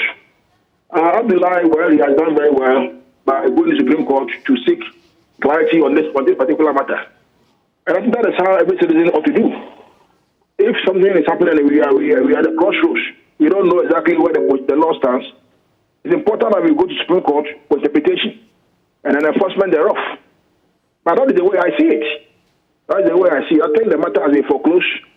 Deputy speakers, while they are sitting in the chair, obviously do not lose their right to vote. That is the position of the Supreme Court, and that is the law now, as we speak. Okay. Is this a decision? And we'll be wrapping shortly on this belt and commencing with the Jachiquation question as well. But just to wrap on this and then give, Bobby Banson room to ventilate some thoughts after what Justice Abdullahi said. But for you, Gary, is this a decision that your side, the MPP, is willing to live by? Because who knows, we might have another hung parliament or a parliament that paints another picture that may not favor your party in this particular respect. Is it a decision your party is willing to live by? You know, this is a decision that the party has no choice but to deal with it. That is why when we go to court and a decision is taken by the court, and you think that for some reason you want the court to take a second bite at it, you go for review. You know, now the Supreme Court has sat 9-0, it has come out that the constitutional threshold of even invoking a jurisdiction was not met. And so therefore, the application has been dismissed as unmeritorious. I think so be it. We all live by it as Ghanaians and make sure that we will make our action and inaction be guided by the decision of the court. For you, Bobby Banson, to wrap the conversation, you had wanted to know what extra, as Justice Abdullahi spoke of, more information, more authorities and all of that. He has mentioned some of that to you. Does that strike you as something that could have swayed the courts in any way?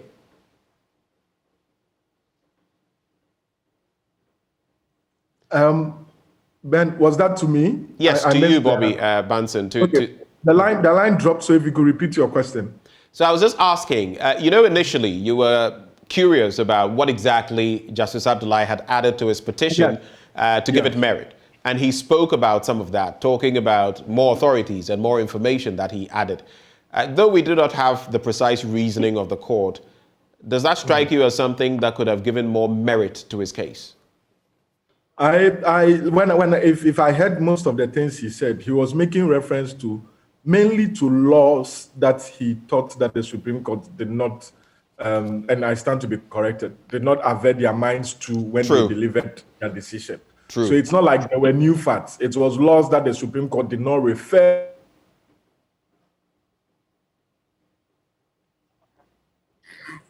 to those laws. They would have arrived at a different conclusion. I think it's fair. It's within every lawyer's right to have a shot at a review on those bases. That these laws existed at the time you delivered your decision, but your decision did not take those laws into consideration. Okay. Justice, you would have arrived at it. Yeah. Do go ahead. There was a break in the connection. I thought you had landed. Do go ahead, Bobby. Yes. Sorry. No. And so, but I don't think that the judges would have arrived at a different conclusion as they did. So they think that even though they may not have specifically mentioned those laws, they think that interpreting them and applying them to the facts would have resulted at the same or in the same conclusion.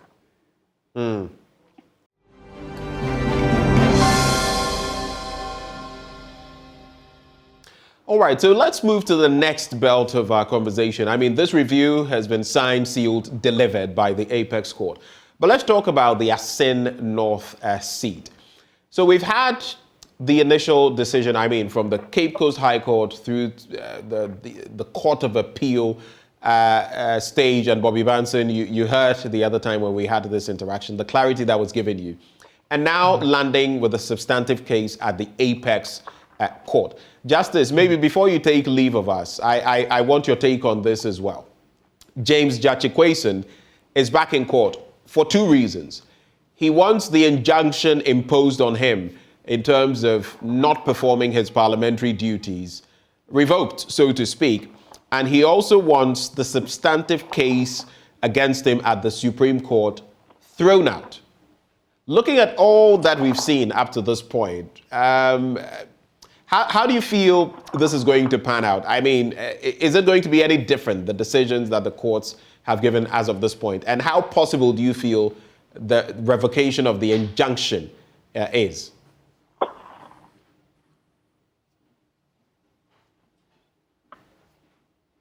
Do we have Justice with us?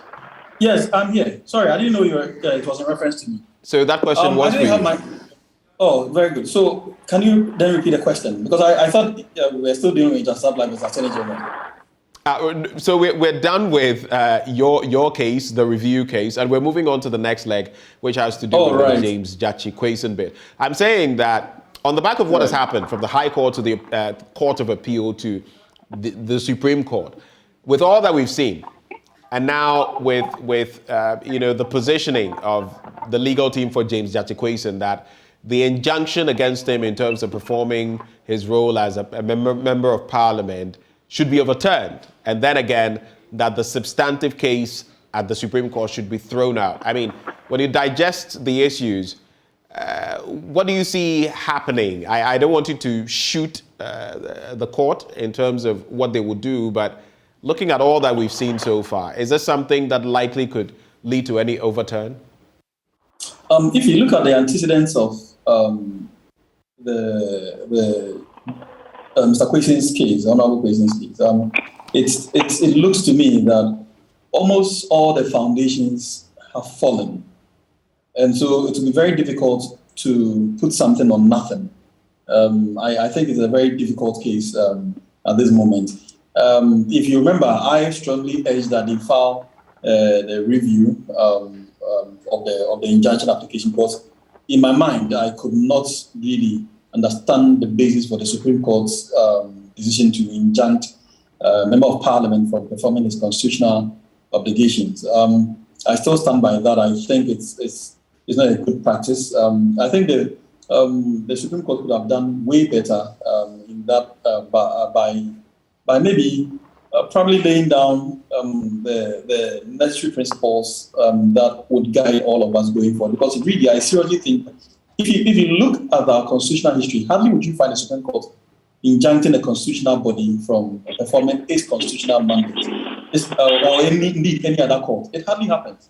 And that's why you can never, for instance, find the state being injuncted, particularly the executive being injuncted in the performance of its duties. Imagine tomorrow we wake up to see that maybe out of an election petition, the petitioner files an application injuncting the certain president from continuing with the performance of his duties on the basis that he was wrongfully elected or by virtue of the writ that was issued. I do not think this would even... But there are processes to follow in that instance. There are processes to follow. We saw it in 2012. We saw it in 2020 as well. Yeah, but we never witnessed any application for an injunction on the elected president from continuing with the performance of his duties.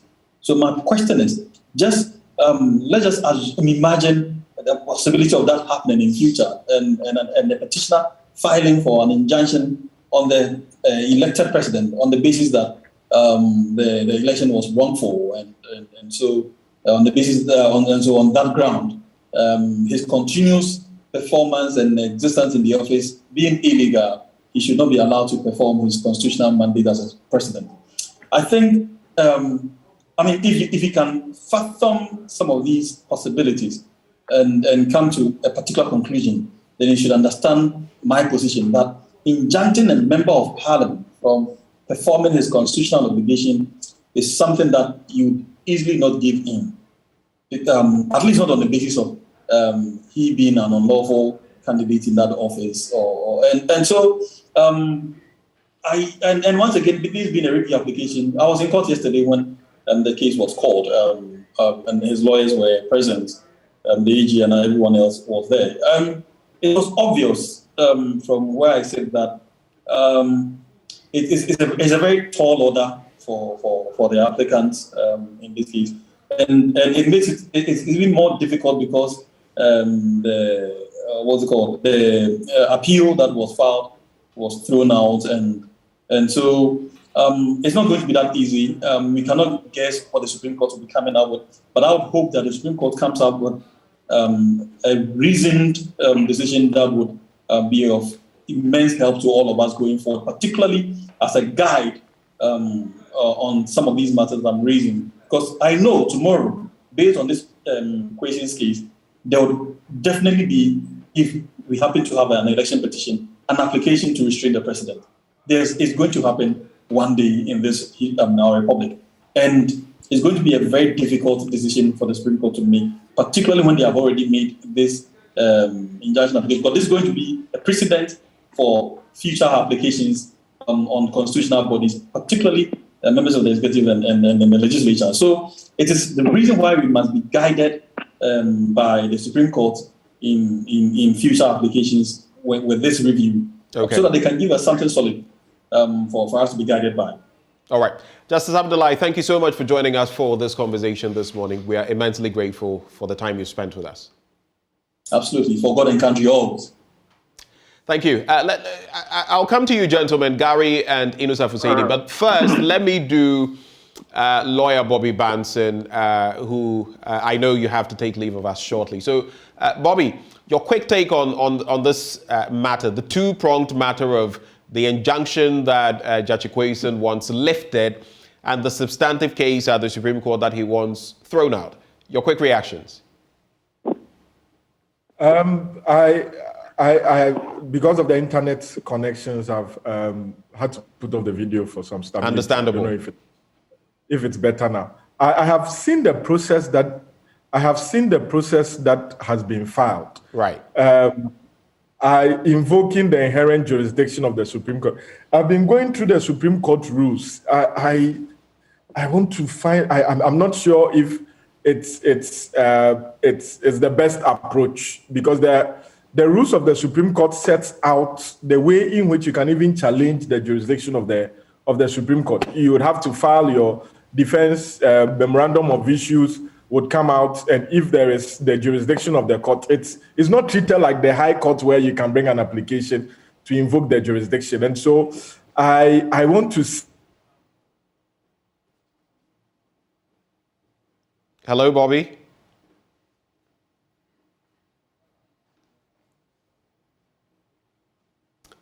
So I'm just waiting to see whether maybe the connection of Bobby Banson would become a bit better, because he was basically wrapping up on his comments there. Bobby Banson, can you hear me? All right, it appears it's still problematic. When we do get him, if he has the time to be able to wrap up, he will do so. But Gary, in that other issue, which is of major concern to your party, I've heard John Bwedu, the General Secretary, talk about the fact that you're already preparing for a by-election, though, I mean, the green light hasn't been given by the Supreme Court for that, and of course the EC has to come in. But with these new writs that have been filed by the Judge Equason team, do you feel they could put an impediment in that process in terms of preparing for a by-election? Well, Ben, let me say that I have a major difficulty with the argument and the reasoning of my brother Abdullahi on this particular matter. Right. You see, as lawyers, I think sometimes we must not confuse the public. There exists a judgment of a high court. There exists a judgment of a high court which has not been impeached. It's not been set aside. It's not been vacated. The judgment is still valid and subsistent as we speak. An appeal was filed in the judgment. A stay was filed in the judgment before the judgment. Along the line, the applicant did not pursue the appeal. All the applications that were on the process were all dismissed. Appeal struck out. The judgment stands as a valid judgment. You see, we shouldn't confuse the public. Now, when a judgment is there, and the judgment has ordered that go and rerun an election, declared you that your election was invalid and all those things. And then, as part of an application for injunction to be considered by a Supreme Court, they have a regard to this particular judgment. And then you say that the Supreme Court was given a bad precedent by injuncting the person. What is a matter of fact? There is already existing an injunction order, perpetual injunction. And until the judgment is vacated, that judgment is still, it has to be enforced. So, you see, I don't think that it is good for sometimes for us to confuse the public by making them believe that, you can just file an application for injunction out of nothing and the court will grant it.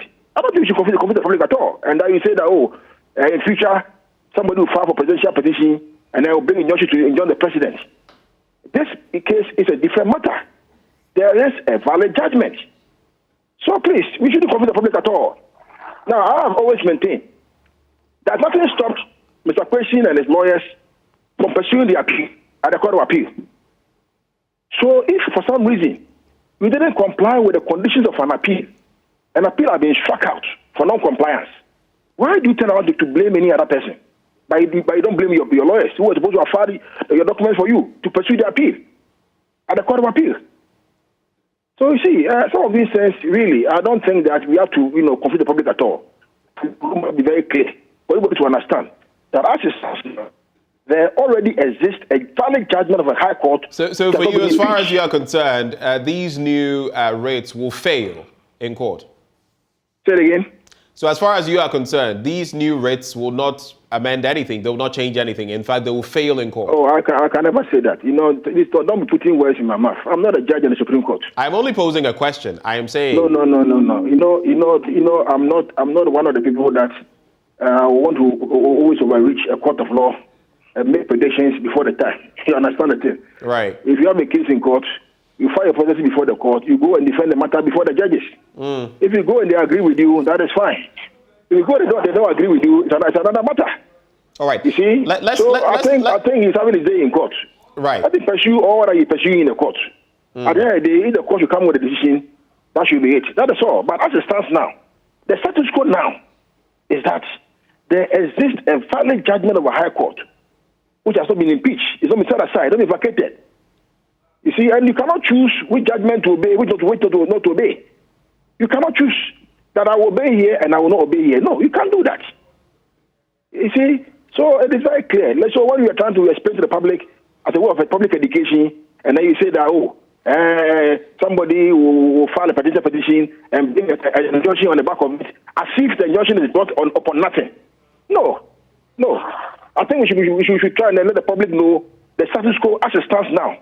What is it now? What it stands now is that on the back of the injunction that was filed at the Supreme Court was simply that there was also a valid judgment that was subsisting, which the court had to have regard to. And no court of law having regard to a high court judgment will close his eyes and say that they will not look at it. No, they will not do that. So that point is clearly made from your quarters. But maybe to wrap with you, your party says it is gearing up for a by-election. You've lost back-to-back in Assin North. And though in the past you have also won in that constituency. But you look at the difference, 2016 and 2020, you lost a whole lot more votes in the 2020 election, which points to the fact that even if the by-election were held, the possibility of the MPP taking the seat would be very dicey. How optimistic are you? In politics, they even change the dynamics in politics. What probably might have led to the party losing Assin North maybe different various factors. Now they're also doing their own homework and doing their own permutations and their own consultations. I believe that if the party put on the right structures and then correct the mistakes or the errors that it made in the 2020 elections, I think things can change. Things can change. I mean, what led to the election being lost in Assin North is not the same thing as it stands now. So I believe that things can change. So you believe your party stands a better chance now? I believe so. But the way is not clear yet. You see, in view of all these it's still not clear. Now, if the way clears, and then there is no other pending matter at the Supreme Court or any other court, I believe that the EC can declare the seat vacant, and we can make some progress and go for the by-election. All right, Gary, thank you so much for connecting with us, and we'll see how things pan out should that by-election be held. Let me wrap with Innocent Husseini. Let me greet my senior honorable Innocent Husseini. It's a long time I saw him. Gary, I'm fine. I greet him. And I miss you. I miss you, you know. Yeah, thank you. Thank you. Have a good day. All right. Have a good day too, Gary. Innocent, so you will get the final bite. How hopeful are you of these new processes that have been filed? And what would you expect in case a by-election were held? Well, so let's try to unpack some more. First of all, I heard Bob Johnson say that he does not understand the process the applicant has used in this particular case, invoking the inherent jurisdiction. Inherent jurisdictions of courts are jurisdictions that are general. Courts exist to do justice. And so when there is no specific rule dealing with a matter that can bring you justice, that can secure you justice, you invoke the inherent jurisdiction of the court because they exist to do justice. And so what the application tells me is that probably there's no specific rule of the court that deals with invoking the jurisdiction of the court to set aside an interlocutory injunction, and that is why they have gone under the inherent. To and how the court will decide that application is a matter entirely within the purview of the court. We cannot prejudge. To the jurisdiction is very important in any matter, whether you are in the lower court or you're in the higher court. In fact, if you look at the elements of the rule of law and checks and balances, jurisdiction is actually in one vein a check. Where the court has no jurisdiction to entertain a matter, it's a limitation on the jurisdiction of the court. It's a limitation on the power of the court. So the Supreme Court has got, the jurisdiction of the Supreme Court is spelled out in the Constitution. Original jurisdiction in matters of the enforcement of human rights and the interpretation of the Constitution. Right. Exclusive jurisdiction in the exclusive original jurisdiction in the interpretation of the Constitution. Now, in appellate jurisdiction or matters originating from the lower court. Now, so if you bring a substantive matter to the Supreme Court, and that Supreme Court shares jurisdiction with a lower court on the same matter, you have to start your action in the lower court. Right. Okay? So, put in another way, where the Supreme Court shares So I think, jurisdiction. Honorable Husseini, for the sake of time, we've walked through the processes and what ought to be done. But I just wanted to find out, just to conclude, like I posed the question to you, how optimistic are you that you can retain the Assin North seat should there be a by-election? MPP knows that, and Gary knows that, and John Boyd knows that, and the pollsters have said it, that look, it will be much ado about nothing. When we get there, if a push comes to shove and the seat is declared vacant, because I'm not sure we have gotten to the end yet, but if we do get to the end, and then the decision of the High Court is allowed to stand, and a vacancy has been declared in Assin North, NDC will take it. All right. NDC will take it. Thank you, Honorable Husseini, for joining the conversation. Former Member of Parliament for Tamale Central, and also a member of the legal team of the NDC. We also had Gary Nimako joining Justice Abdullahi and Bobby Banson.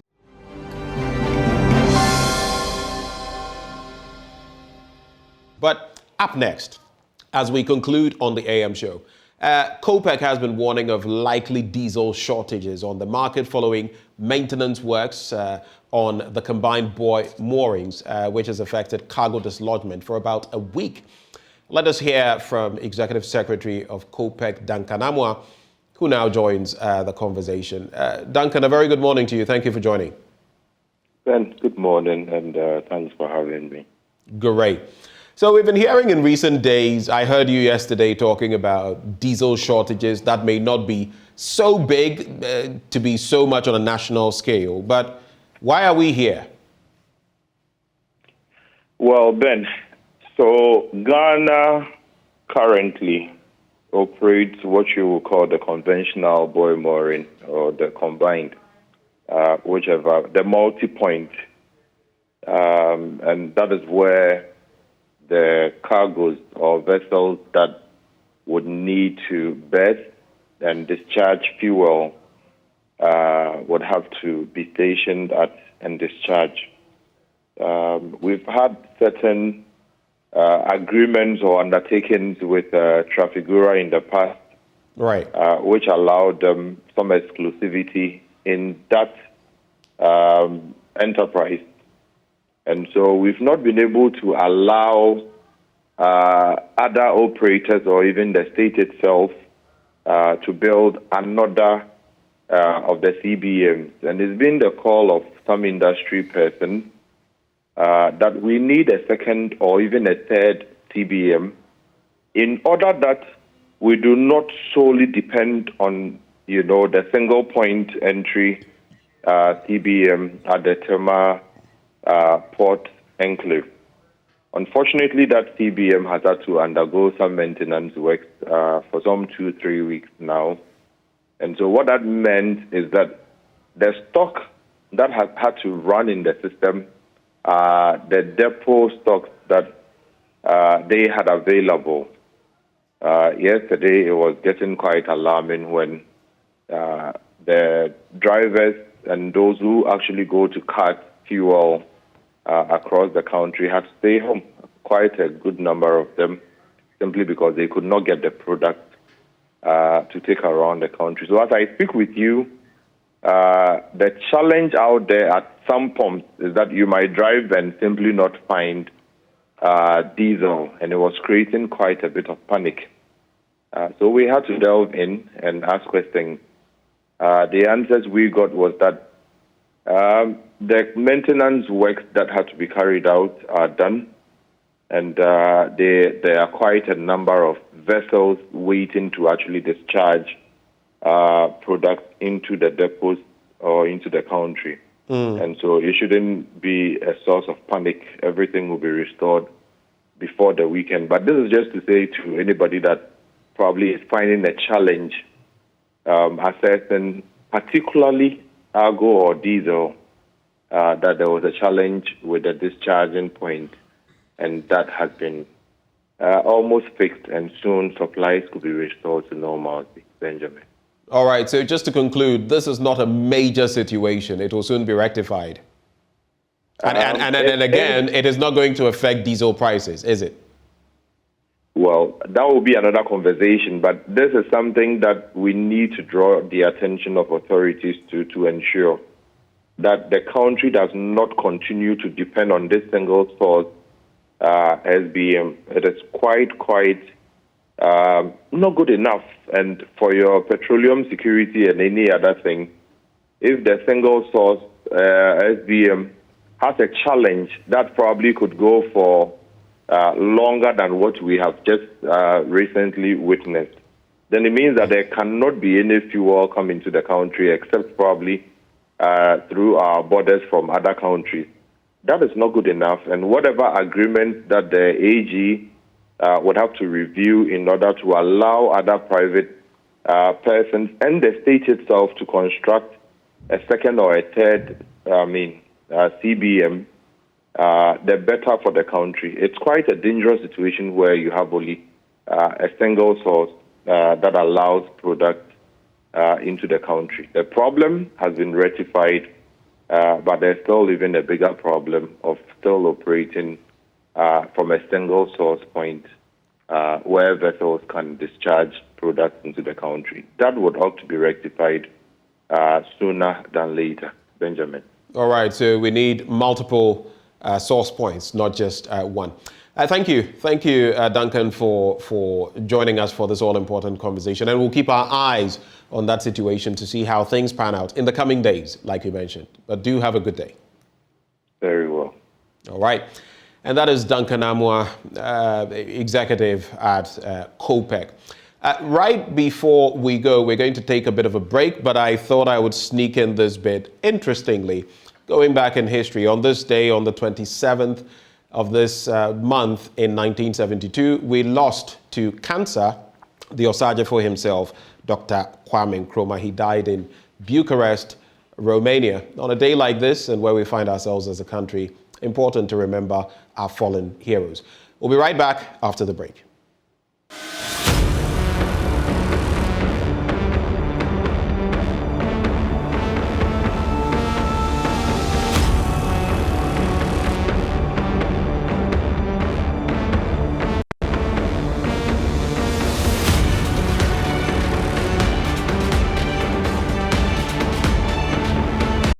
Welcome back on the AM show, and we wrap the conversation telling you about, well, water being life. Water regulates your body temperature and keeps you alive and kicking. Awake is premium purified water treated through a strict purification process to ensure that every bottle on the market refreshes you better. We have the perfect sizes for all occasions.